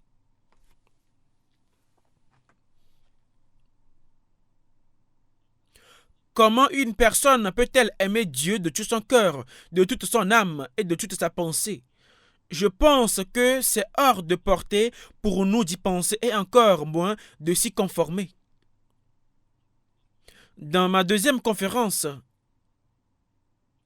j'ai dit que le vrai bonheur vient lorsque vous êtes en mesure d'obtenir quelqu'un ou quelque chose que vous pouvez aimer de tout votre cœur.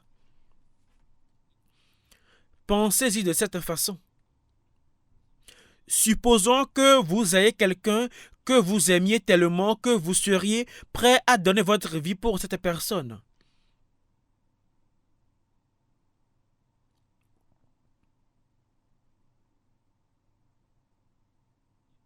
Dans ce cas, seriez-vous heureux ou non?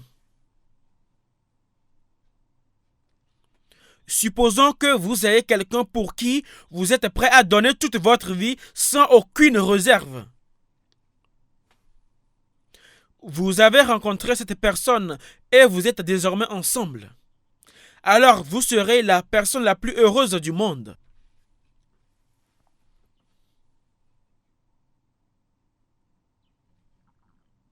Mais supposons que cette personne que vous aimiez était Dieu. Si cette personne que vous aimez tellement, vous étiez prêt à donner votre vie pour lui était Dieu, ne seriez-vous pas heureux?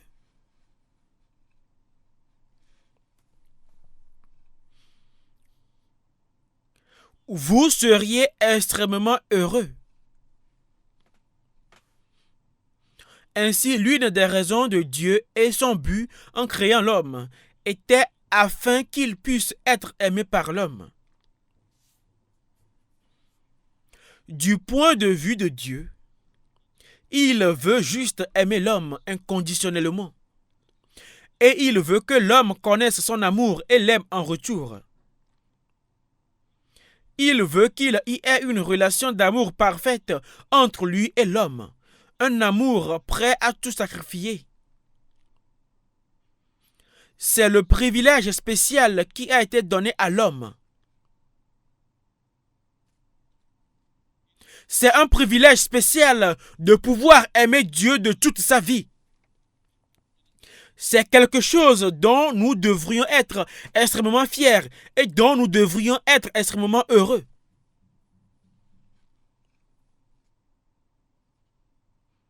Qui est Dieu? Il est le créateur des cieux et de la terre. Il est celui qui supervise l'histoire de l'humanité. Il est l'être qui est en train d'accomplir le royaume céleste éternel, ce qui est le plus haut idéal de perfection.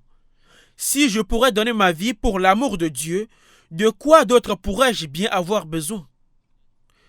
Mais c'est impossible. Pourquoi est-ce impossible? À cause du péché. Pourquoi vous n'êtes pas capable d'aimer Dieu de tout votre être?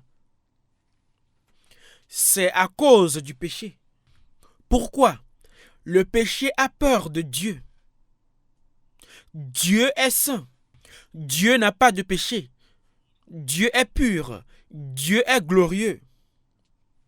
En tant que personnes qui ont péché devant Dieu, comment pouvons-nous aimer ce Dieu? Nous ne pouvons pas le faire à cause de nos péchés. Tournons-nous vers un autre passage de la Bible, 2 Timothée chapitre 3.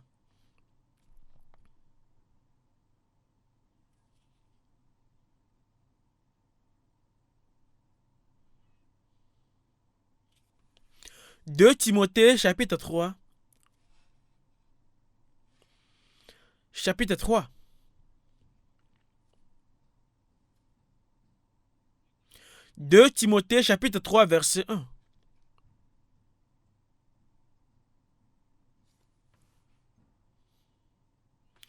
Sache que, dans les derniers jours, il y aura des temps difficiles, car les hommes seront égoïstes, amis de l'argent.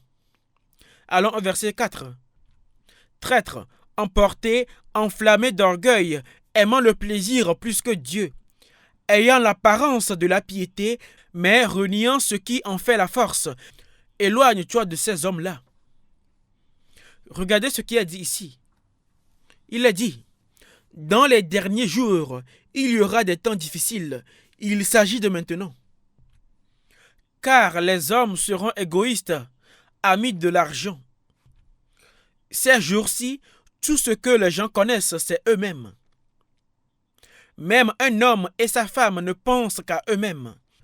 Il en est de même pour les relations entre parents et enfants. Les parents ne pensent qu'à eux-mêmes et les enfants aussi.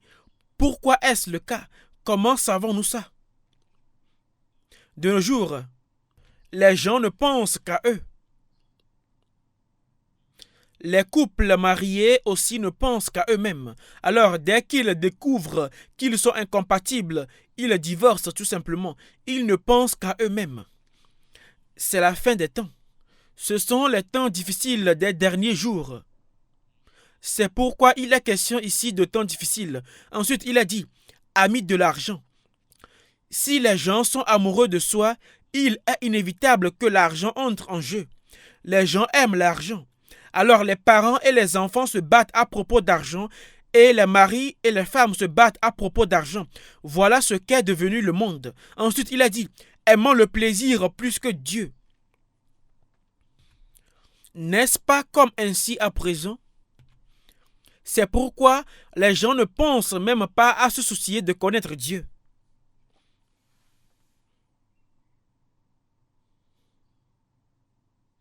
Ainsi,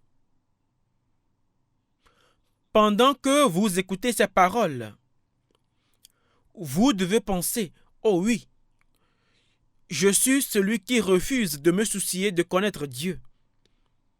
C'est moi. C'est ce que j'ai fait tout ce temps. Ma vie jusqu'à présent, je l'ai complètement mal vécue. Dieu est la source de la bénédiction et Dieu est la source de la vie. Tout vient de Dieu. Mais j'ai vécu ma vie jusqu'à présent sans tenir compte de Dieu et je ne m'en suis pas soucié dans mon cœur. Alors, comment puis-je m'attendre à recevoir des bénédictions ou la vie, ou la paix et le bonheur dans mon cœur?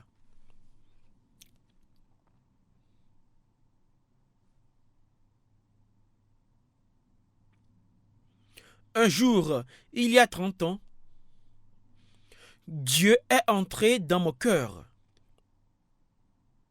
Depuis ce jour-là, Dieu est dans mon cœur.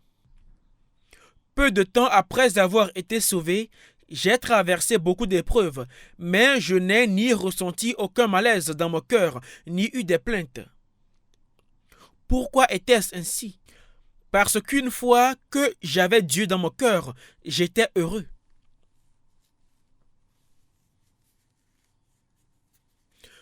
Cela ne pouvait être changé pour rien au monde.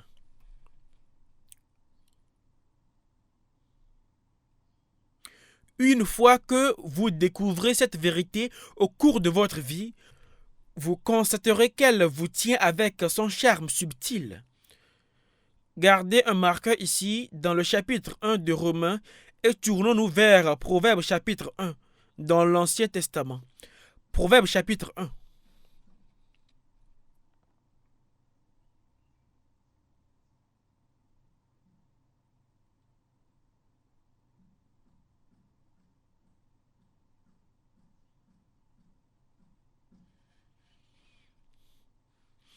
Chapitre 1.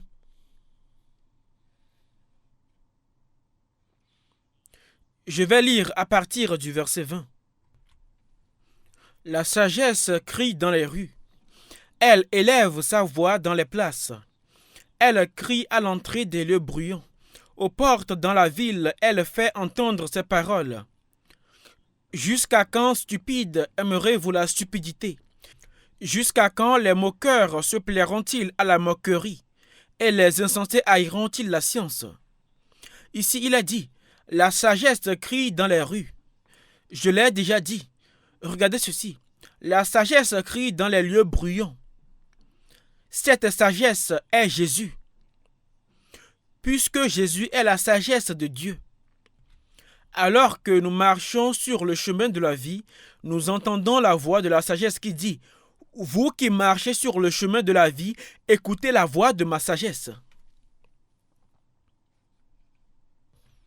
Elle, la sagesse, crie à l'entrée des lieux bruyants, aux portes dans la ville, elle fait entendre ses paroles. Jusqu'à quand, stupides, aimerez-vous la stupidité? Jusqu'à quand les moqueurs se plairont-ils à la moquerie et les insensés haïront-ils la science? Cette science est la science de Dieu, c'est-à-dire la connaissance de Dieu. Tournez-vous pour écouter mes réprimandes. Voici, je répandrai sur vous mon esprit, je vous ferai connaître mes paroles. Si nous tournons nos oreilles vers la sagesse, un jour, celui qui est sagesse répandra son esprit sur nous. En d'autres termes, il nous donnera le Saint-Esprit. Et il est dit, je vous ferai connaître mes paroles. C'est lorsque nous nous rendons compte de la vérité dans la parole de Dieu que nous recevons le Saint-Esprit. C'est ce qui est dit, n'est-ce pas? Je répandrai sur vous mon esprit, je vous ferai connaître mes paroles. Mais ensuite il a dit, puisque j'appelle et que vous résistez, puisque j'étends ma main et personne n'y prend garde, puisque vous rejetez tous mes conseils et que vous n'aimez pas mes réprimandes. C'est comme cela que les gens sont aujourd'hui. Dans mon cas aussi, j'ai été sauvé relativement tard dans la vie. Et après avoir été sauvé, j'ai diffusé à la radio et évangélisé avec beaucoup d'enthousiasme. Quand je dis que vous devez être sauvé, je ne veux pas dire que vous devez croire mes mots. Je dis que vous devez être sauvé par Jésus. C'est la science et la sagesse qui viennent de Dieu. Mais les gens les dédaignent. Le salut? Je préfère faire confiance à ma propre force. Ils rejettent tout comme cela. Ils maudissent et persécutent ceux qui leur en parlent et n'essaient même pas d'écouter. Les gens n'essaient même pas de découvrir la vérité par eux-mêmes. Ce n'est pas seulement vrai de notre époque, ceci a toujours été comme ça. Les gens ne semblent pas prêter attention à la pure vérité. Et savez-vous ce qui se passe en conséquence? Regardez le verset 26. Moi aussi, je rirai quand vous serez dans le malheur. Je me moquerai quand la terreur vous saisira. Lorsque le temps de la tribulation viendra, une fois que le monde entrera dans la tribulation, il y aura un grand malheur. Quand la terreur vous saisira, lorsque la porte sera fermée et que la terreur saisira les gens, ce sera la fin. Vous ne pourrez rien faire. Moi aussi, je rirai quand vous serez dans le malheur. Je me moquerai quand la terreur vous saisira, quand la terreur vous saisira comme une tempête et que le malheur vous enveloppera comme un tourbillon, quand la détresse et l'angoisse fondront sur vous. Alors ils m'appelleront et je ne répondrai pas. Ils me chercheront et ils ne me trouveront pas. Une fois que la tribulation arrive, ce sera la fin. Il ne servira à rien d'invoquer le Seigneur alors. À ce moment-là, il ne servira à rien de se repentir et de crier au Seigneur pour qu'il vous sauve. Vous pouvez pleurer et vous frapper la poitrine en criant « La moisson est passée, l'été est fini et nous ne sommes pas sauvés. » Mais il sera alors trop tard. Il est dit que le Seigneur rira de vous. En ce moment, nous vivons dans le temps de grâce. Puisque nous vivons toujours au temps où nous pouvons recevoir la grâce de Dieu, vous devez vous rappeler que ces paroles du Seigneur sont la voix de Dieu. Les paroles de la Bible sont la voix de Dieu. Ce sont les paroles de Jésus. Pendant que vous en avez la chance, veuillez accepter ces paroles dans votre cœur.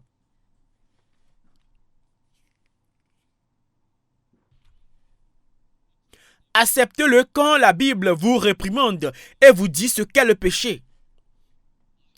J'ai commis ces péchés. Que puis-je faire pour échapper à ces péchés? N'avez-vous pas besoin de réfléchir et de vous repentir?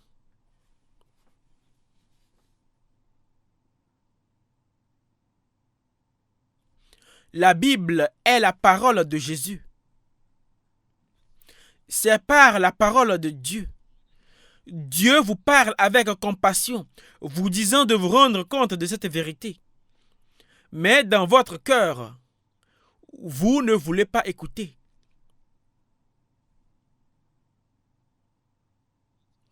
Revenons à Romains chapitre 1.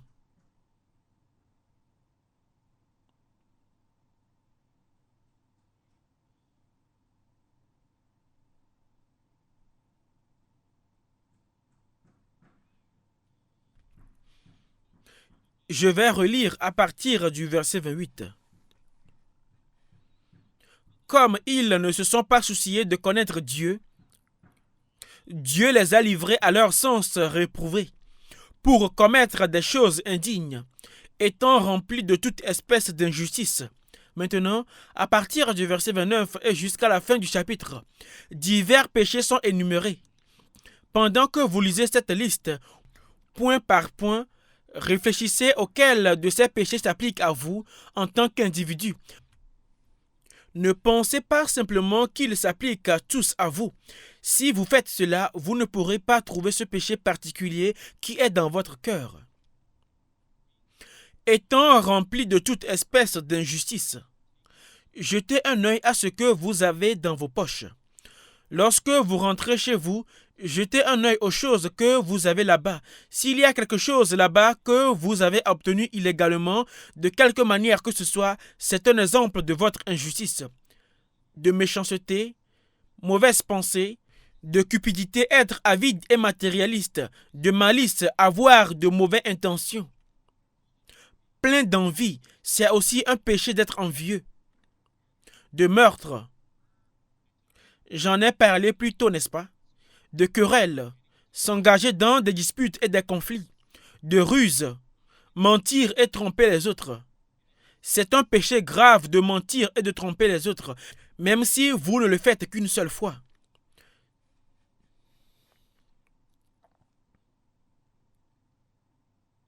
De malignité, rapporteur, le commérage est un péché.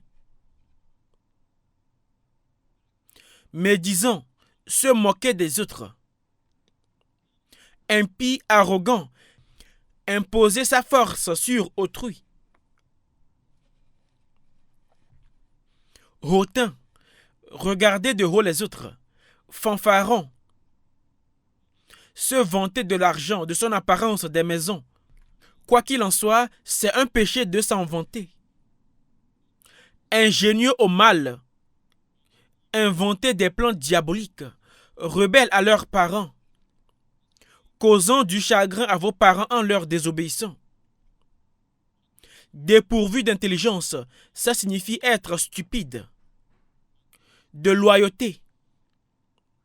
Ne pas tenir une promesse que vous avez faite.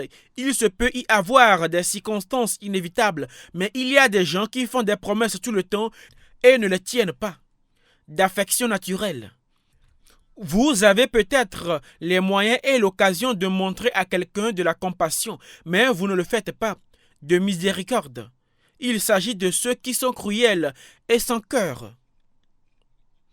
Quand il s'agit d'être dépourvu de miséricorde, même au sein d'un mariage, un mari peut devenir furieux et battre sa femme sans pitié. Ceci vaut pour tout le monde. Être dépourvu de miséricorde signifie être impitoyable et violent envers autrui. Verset 32.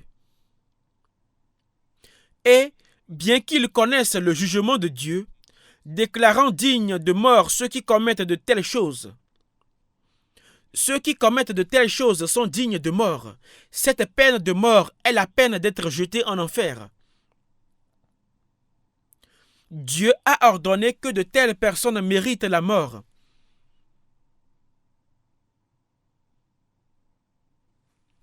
Ainsi, le prix de ces péchés doit être payé en totalité.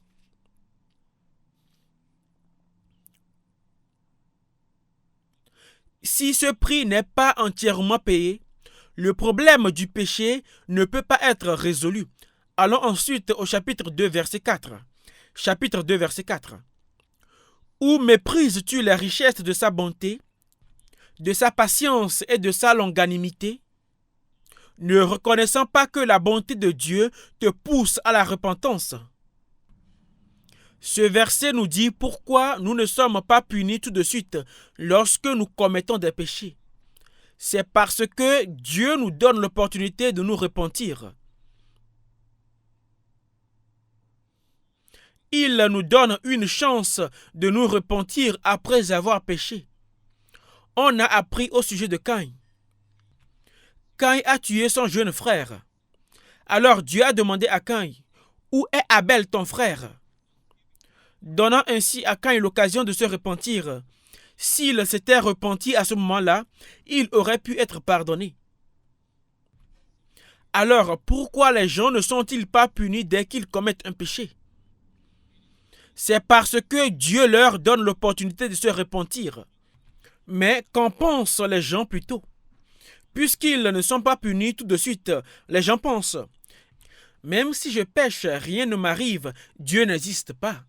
Une personne peut voler et tuer, mais Dieu ne la punit pas tout de suite. Alors elle pense que Dieu n'existe pas. Elle nie l'existence de Dieu. L'homme ignore Dieu.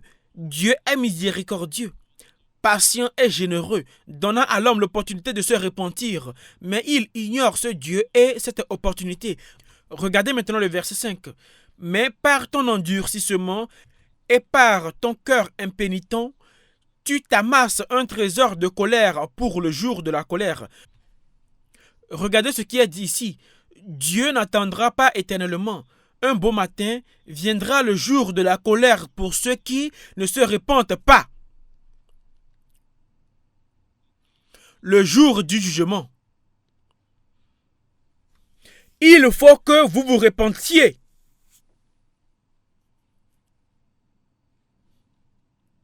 Vous devez regretter vos péchés devant Dieu et vous repentir.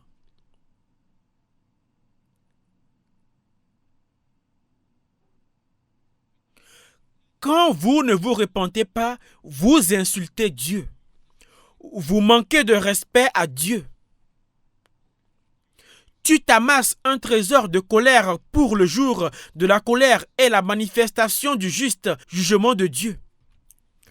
Vous ajoutez constamment à cette colère qui viendra sur vous. Elle augmente continuellement. Alors, qu'est-ce que j'ai dit avant? Les plus petits péchés que vous avez commis recevront un plus petit châtiment et les plus grands péchés un plus grand châtiment en enfer. Donc, les châtiments sont en train de s'accumuler. Regardez maintenant le verset 9. Verset 9.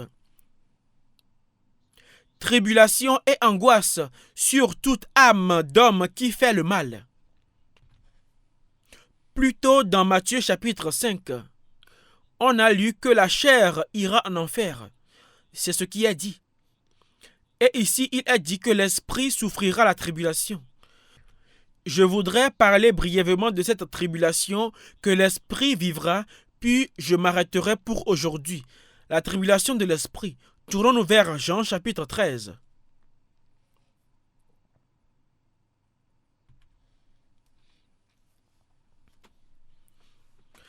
Jean chapitre 13.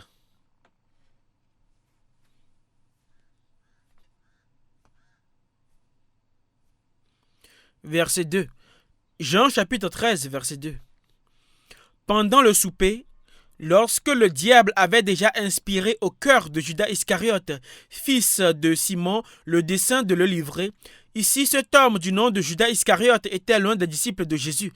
Il était loin des disciples de Jésus, mais en suivant Jésus, il a trouvé que ce n'était pas assez passionnant pour lui. Les responsables des Juifs voulaient tuer Jésus et Judas a vu qu'il n'était pas en mesure de trouver une opportunité de le faire. Alors il a pensé qu'il pourrait les aider. Et il a donc décidé de trahir son maître. La Bible dit que c'est le diable qui a planté cette pensée dans sa tête. Jetez un œil un peu plus bas au verset 26. Verset 26. Jésus répondit, « C'est celui à qui je donnerai le morceau. C'est un morceau de pain à la dernière scène. C'est celui à qui je donnerai le morceau trempé. » Jésus parlait de la personne qui allait le trahir. Et ayant trempé le morceau, il le donna à Judas, le fils de Simon l'Iscariote. Dès que le morceau fut donné, Satan entra dans Judas. Regardez ce qui est dit ici. Satan est entré dans le cœur de Judas Iscariote. Jésus lui dit, « Ce que tu fais, fais-le promptement. » Verset 30. Judas ayant pris le morceau, se hâta de sortir. Il était nuit. Il est sorti. Mais où est-il allé? Il est allé voir les principaux sacrificateurs pour trahir Jésus. C'est ainsi que Judas Iscariote a trahi Jésus. Mais tant qu'il trahissait Jésus, sa conscience ne le troublait pas du tout. Est-ce que vous savez pourquoi?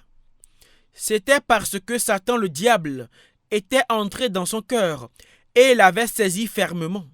Sa conscience a été anesthésiée, de sorte que, bien qu'il trahissait son maître, sa conscience ne le troublait pas du tout. Cela indique que la puissance du diable avait rendu sa conscience insensible.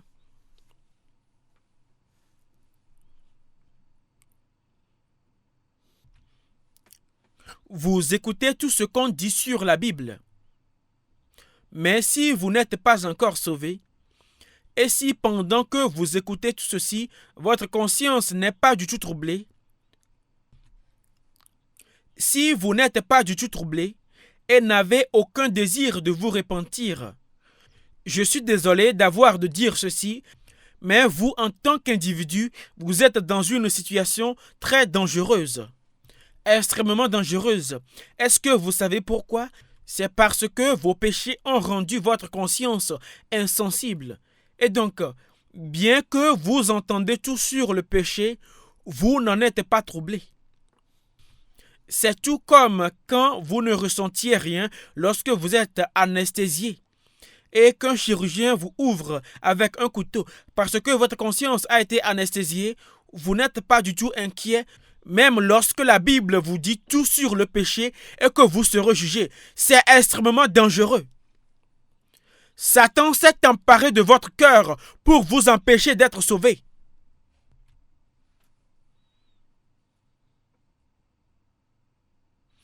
Tournons-nous vers Matthieu chapitre 27.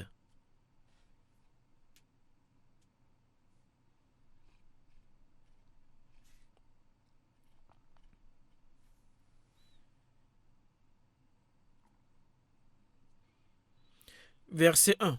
Matthieu chapitre 27, verset 1.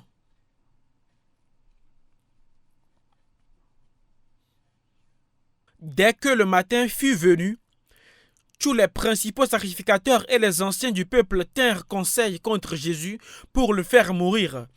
Après l'avoir lié, ils l'émenèrent et le livrèrent à Ponce Pilate le gouverneur.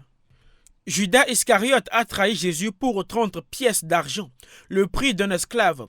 Il a mené ces méchants à l'endroit secret où se trouvait Jésus et le leur a livré. C'est ainsi qu'il a été trahi. Jésus a été arrêté et emmené pour être jugé d'abord par les chefs religieux. Là, il a été condamné à mort.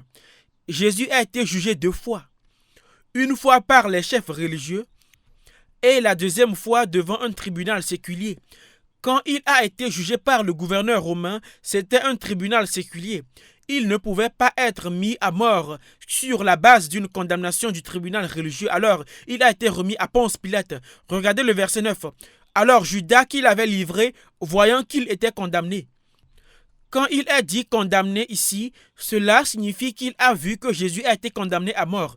Quand il a vu cela, il se repentit et rapporta les 30 pièces d'argent aux principaux sacrificateurs et aux anciens, disant « J'ai péché en livrant le sang innocent. » Il avait trahi le sang innocent. Ils répondirent « Que nous importe?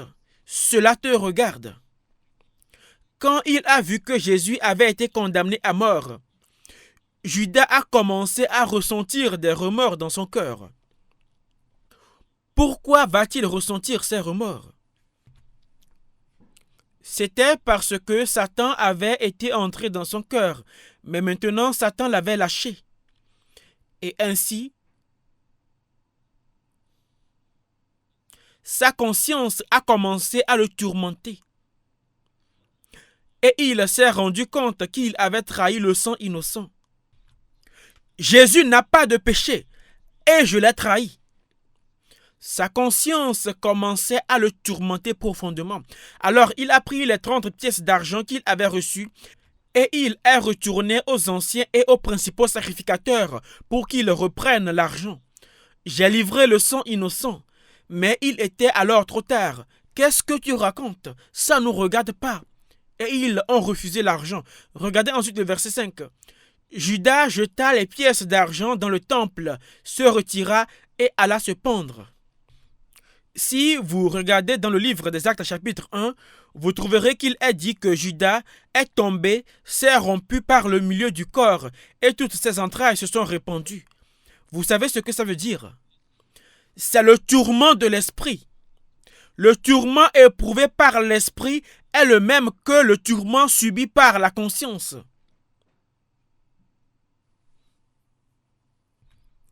Savez-vous quand la conscience commence à ressentir ce tourment? Pendant que vous vivez dans ce monde. Votre conscience ne vous tourmente pas particulièrement car elle est insensible. Mais à partir du moment où vous êtes jeté en enfer, l'insensibilité disparaît de votre conscience. Puisque le diable sera aussi jeté en enfer, il ne pourra plus vous contrôler. Alors à ce moment-là, votre conscience retournera à son état originel en enfer. Ainsi, c'est alors que tous les péchés que vous avez commis dans ce monde commenceront à poignarder votre conscience comme des aiguilles et des épines.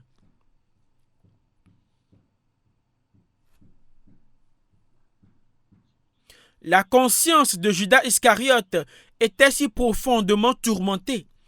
Il était dans une telle agonie qu'il est allé se pendre. Il est tombé, s'est rompu et toutes ses entrailles se sont répandues. Que signifie être sauvé?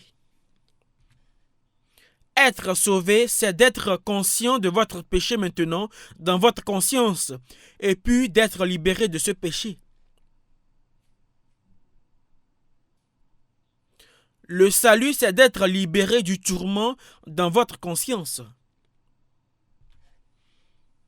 Si vous ne faites pas cette expérience, à partir du moment où vous serez jeté en enfer, votre conscience sera libérée de l'emprise du diable et vous éprouverez des tourments insupportables.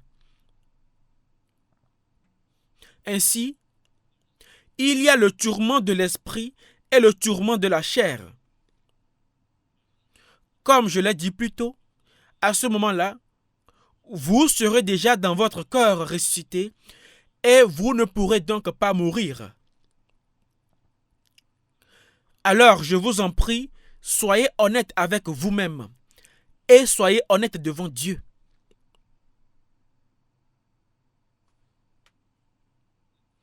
Pensez au péché que vous avez commis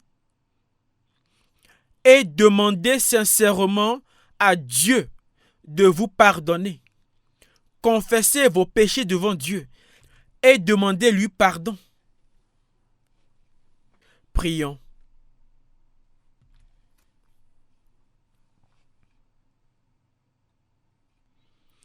Avant de prier, rappelez-vous que quand vous commettez des péchés contre d'autres personnes, vous commettez ces péchés aussi contre Dieu, parce que vous avez désobéi à la parole de Dieu. Vous devez vous repentir de vos péchés, non pas devant les autres, mais devant Dieu. Il faut que vous vous confessiez sincèrement. C'est seulement comme ça que vous pourrez comprendre les versets qui concernent le pardon. Seigneur céleste, nous sommes tous nés dans le péché et avons vécu notre vie en commettant des péchés. Nous avons vécu nos vies sans savoir ce qu'est le péché. Nos cœurs sont sales et méchants.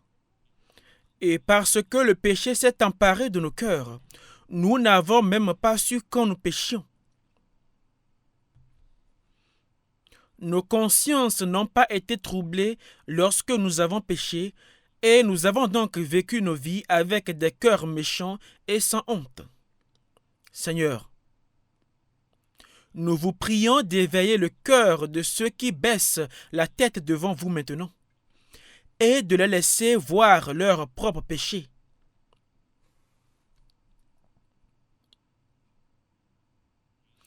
Accordez que chaque personne puisse être consciente des péchés qu'elle a commis devant vous et puisse déposer ses péchés devant vous à genoux. Nous vous prions aussi de les guider pour qu'ils se tournent vers vous et demandent en toute sincérité le pardon de leurs péchés. Et nous vous demandons de les guider afin qu'ils puissent recevoir vos paroles avec un cœur humble. Nous prions au nom du Seigneur. Amen.